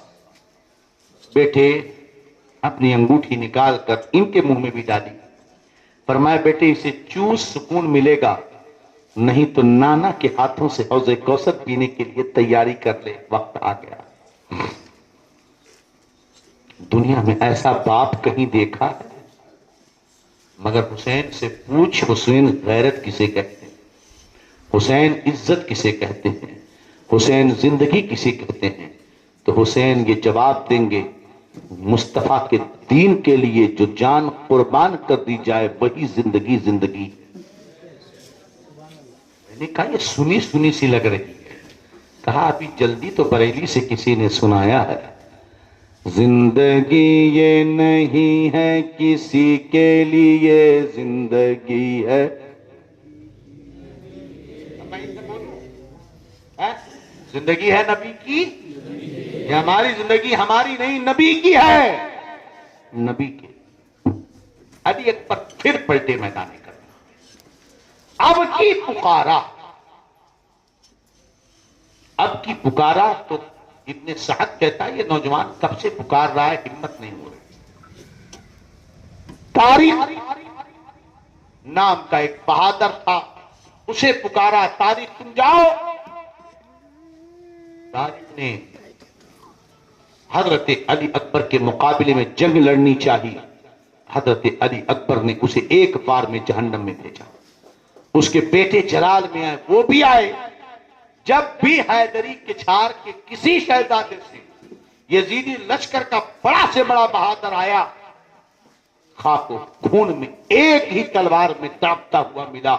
आखिरकार फिर अब्बा इब्ने सअद ने कहा अकेले मत लड़ो, 3 तलवार से हमले, हर तरफ से हमले किए गए, जख्मों से चूर चूर 27 से ज्यादा जख्म हुए। हजरत अली अकबर जमीन पर गिरे, पुकारा अदरिकनी या अबा, मेरे अब्बा पकड़ो मुझे। آگے پہنچ کے امام حسین گود میں لیے 17 سال کا جوان بیٹا اس کا لاش گود میں. کیا بیتی ہوگی امام حسین پر. ارے کنجروں ڈھولکیوں، تم بھی اپنی شرم بیچ چکے ہو، تم نے بھی اپنی غیرتیں بیچ ڈالی. تمہاری ہمت کیسے ہوتی ہے ڈھول بجانے کی؟ بے حیا ہو چکے ایک دم، شرم کے کپڑے اتار چکے ہو تم. آج تو رونے کا دن تھا، اگر مصطفیٰ نے منع نہ کیا ہوتا. آج رونے کا دن تھا، شریعت نے منع نہ کیا ہوتا. مگر ناچنے کا دن تو کبھی نہیں تھا، ڈھولکیوں کا دن کبھی نہیں تھا شریعت میں. کیسے تم حسینی؟ الحمدللہ حسینی ہم ہیں جو کے ٹی جی نگر میں بیٹھ کر ان کا ذکر کر رہے ہیں، اپنے ایمان کو تازگی دے رہے ہیں، ان کی روحانیت سے فیض اٹھا رہے ہیں. حضرت علی اکبر بھی شہید ہو گئے. تاریخ نے یہ واقعہ لکھا ہے کہ حضرت علی اصغر شہربانوں لے کر پہنچتی ہیں، پیاس لگی تھی، ذرا بچے کو لے کر نکلو. علی اصغر کو لے کر امام حسین نے جب پانی مانگا ہے تو ظالموں میں سے حرملہ بن کاہل نام کا ایک بدبخت ایسی تیر چلاتا ہے جو حضرت علی اصغر کے گلے کو پھاڑتے ہوئے بازوؤں کو چیر کر نکل جاتی ہے. یقیناً اس وقت میرے امام نے یہ کہا ہوگا، اے مولا انہوں ہی قربانی بھی قبول کر. آپ کو مقررین سناتے ہوں گے یوٹیوب میں، خون گرا آسمان پہ پھینکا، آسمان نے منع کر دیا، زمین پہ پھینکا، زمین نے منع کر دیا، امام حسین نے اپنے چہرے پہ لگا دیا. ساری جھوٹی باتیں. ایسی روایت کوئی میدان کربلا میں نہیں. ہاں یقیناً ہم جب خود کو سوچتے ہیں تو علی اکبر اور علی اصغر کے قربان ہونے پر امام حسین نے ضرور اپنے رب کی بارگاہ میں کہا ہوگا، ہے میرے مولا میری اس ننھی قربانی کو بھی قبول کر لے. سوچیے کیا گزری ہوگی اس وقت. حضرت علی اصغر بھی قربان، حضرت علی اکبر بھی قربان. مگر تاریخ کا یہ سب سے خطرناک پہلو، دلوں کو پھاڑنے والا، چھلنی کرنے والا، کہ میرا امام جب دودھ پیتے بچے کو لے کر خیمے میں پہنچا ہے تو ایک بیٹا جو بیمار بستر پہ تھا وہ بھی کھڑا ہو گیا. بابا ہم جائیں گے میدان کربلا میں، بیٹے تو بیمار ہے. نہیں ہم جائیں گے، ہمارے ہوتے ہوئے آپ قربان ہو، اور آپ کے بعد میں جیوں گا کیا؟ معلوم ہے وہ آپ کو شہید کریں گے، پھر آپ کے بعد کیسے میں جیوں گا؟ بیٹے تو بیمار ہے، تو بسترے پہ سو جا. حضرت امام علی مقام نے حضرت امام زین العابدین کو سمجھایا، بسترے پہ سلایا، صندوق کھولی ہے، جعفر تیار کا نیزہ لیا، نانا کا عمامہ باندھا، حیدر کرار کی ذوالفقار لی اور اپنے سواری پر سوار کی. میدان کربلا میں جب جانے لگے تو میرے امام نے شہربانوں کو بھی وصیت کی تھی اور حضرت زینب کو بھی وصیت کی تھی کہ خبردار میرے جانے کے بعد تم نوحہ مت کرنا، تم ماتم مت کرنا، کپڑے مت پھاڑنا، سینہ مت پیٹنا، بال مت کھولنا. ان اللہ مع الصابرین. میرا امام کربلا کے میدان میں یزیدیوں کے سامنے ہے. انشاءاللہ بقیہ گفتگو کل ہوگی. اللہ رب العزت اپنے حبیب کے صدقے پہ شہیدان کرب و بلا اہل وفا کی قربانیوں کا صدقہ ہمیں عطا فرمائے. مولا ہم ان کے غلام ہیں، آقاؤں کی قربانیوں کے صدقے میں ہمیں قربانیوں سے بچا لے، امتحان سے بچا لے. جتنے لوگ مولا شریک ہیں اس وقت شہیدان کرب و بلا اہل وفا کے صدقے میں، سب کی شرکت کو قبول فرما. جن جن لوگوں نے فاتحے کے لیے اہتمام کیا اور اس بزم کو سجانے میں جو کچھ تعاون کیا ہے، یا اللہ سب کی خدمتوں کو اپنی بارگاہ میں قبول فرما، سب کو دارین کی سعادتوں، برکتوں، رحمتوں، نعمتوں سے مالا مال فرما، بیماروں کو شفا عطا فرما، مقروضوں کو قوار قرض سے بودوشی عطا فرما۔ مولا کربلا میں شہید ہونے والے ننھوں کا صدقہ، علی اصغر کا صدقہ ہماری دعائیں سب کے حق میں قبول فرما لے۔ جو آن لائن دور دراز سے بہن بیٹیاں، مائیں اور گھر والے ہمارے دوست و احباب شریک ہیں، یا اللہ ان کی جو جائز تمنائیں ہیں، نیک نیتیں، مرادیں ہیں، پوری فرما۔ یا اللہ جن جن لوگوں نے لنگر حسینی میں حصہ لیا ہے، یا اللہ سب کی جائز تمنائیں، نیک مرادوں کو پوری فرما دے۔ مولی گندی خطرناک بیماریوں سے بچا، مصیبتوں بلاؤں سے بچا، سحر و جادو آسیب و خلل سے مولا حفاظت فرما، روزیوں میں بے پناہ برکت دے۔ مولا ہمارے مساجد، مدارس، خانقاہوں کی حفاظت فرما، ہمارے مشائخین کی حفاظت فرما، میرے آقا حضور محدث کبیر کی عمر میں برکت عطا فرما، طاقت و توانائی عطا فرما، ان کی قدموں کی وجود کی برکت سے ہمیں مستفیض فرما۔ قائد ملت کو کی عالم میں بلندی اور ان کی قیادت میں امت مسلمہ کو سرخروئی عطا فرما۔ یا اللہ منبر نور پر جو علماء کرام، حفاظ کرام موجود ہیں، علماء ضمیر احترام، یا اللہ ان سب کی عمروں میں برکتیں عطا فرما، روزیوں میں برکت عطا فرما، ان کے گھروں میں رحمتیں، برکتیں، نعمتیں نازل فرما۔ جنابہ جمشیدہ بانو، پروین جہان، نور جہان اور عبد الماجد اور جن جن لوگوں نے بھی دعاؤں کی درخواست کی ہے، یا اللہ تو سب کو جانتا ہے، سب کو صحت و تندرستی عطا فرما، سب کو سحر سے، جادو سے، نظر بد سے، دشمنوں، حاسد و بدخواہوں سے محفوظ فرما۔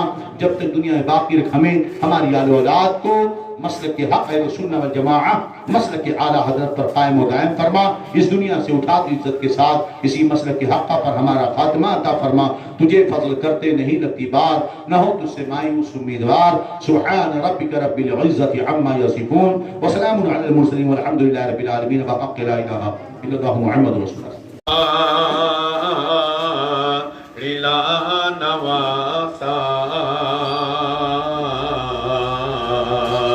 کھڑا ہے میدان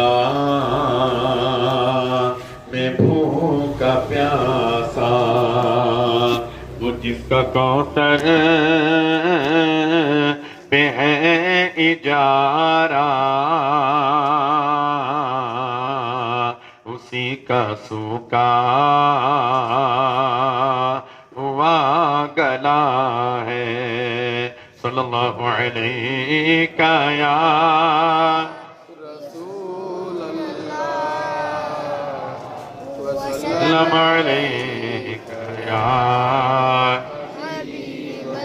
مصطفیٰ جان رحمت پہ لاکھوں سلام، شمع بز میں ہدایت پہ لاکھوں سلام، مصطفیٰ جان رحمت پہ لاکھوں سلام، شمع بز میں ہدایت پہ لاکھوں سلام، شہر یار ارم تاجدار حرم، نو بہار شفاعت پہ لاکھوں سلام، جس کی تسکی سے روتے ہوئے ہنس پڑے، اس تبسم کی عادت پہ لاکھوں سلام، مصطفیٰ جہان رحمت پہ لاکھوں سلام، شمع بز میں ہدایت پہ لاکھوں سلام، کتنے مہکے ہوئے ہیں مدینے کے پھول، کربلا تیری قسمت پہ لاکھوں سلام، کیا نبھائی ہے ابن علی سے وفا، کربلا کے 72 پہ لاکھوں سلام، مصطفیٰ جان رحمت پہ لاکھوں سلام، شمع بز میں ہدایت پہ لاکھوں سلام، کاش محشر میں جب ان کی آمد ہو اور بھیج سب ان کی شوکت پہ لاکھوں سلام، مجھ سے خدمت کہ خود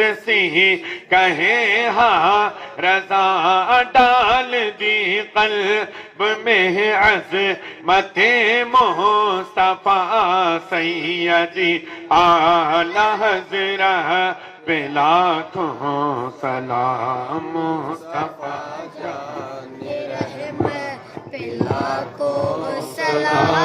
شمع بز میں ہدایت پہ لاکھوں سلام۔ یا اللہ یا رحمان یا رحیم، تیرے پیارے حبیب صلی اللہ علیہ وسلم کی بارگاہ میں صلاۃ و سلام کے جو نذرانے ہم غلاموں نے پیش کیے، یا اللہ اسے اپنی بارگاہ میں قبول کر۔ درود و سلام کی برکت سے جو کچھ بیانات ہوئے، سنایا گیا، یا اللہ اس میں جو کمیاں کوتاہیاں غلطیاں اسے معاف فرما اور اسے اپنی بارگاہ میں قبول فرما، ہمارے گناہوں کا کفارہ بنا دے، ہمارے درجات کی بلندی کا ذریعہ بنا دے، ہمارے اور ہمارے بھائی برادران، محبین، معتقدین، متوسلین، مریدین سب کے ایمان و عقیدے، جان، مال، عزت آبرو کی حفاظت فرما۔ یا اللہ یا رحمان یا رحیم، اس محلے کو، اس مسجد کو اور ان نوجوانوں کو جو کوشش و محنت کر کے اس مجلس کو سجا رہے ہیں، یا اللہ ان سب کو دونوں جہان کی سعادت، نیکبختی عطا فرما اور کامیابی اور عزتیں عطا فرما۔ بوڑھے بچے محفل میں جو شریک ہیں، یا اللہ سب کے دلوں پر، دماغوں پر تیرا قبضہ ہے، ہمارے دل و دماغ میں اپنے اور اپنے حبیب کی محبت اور دینی فکر، نمازوں کی محبت اور سجدوں کی تڑپ، شریعت کی اتباع کا جذبہ پیدا فرما، تمام بلاؤں سے، حاسد و بدخواہوں سے محفوظ فرما۔ آمین یا رب العالمین، برحمتک یا ارحم الراحمین، وحق لا الہ الا اللہ محمد رسول اللہ صلی اللہ علیہ وسلم۔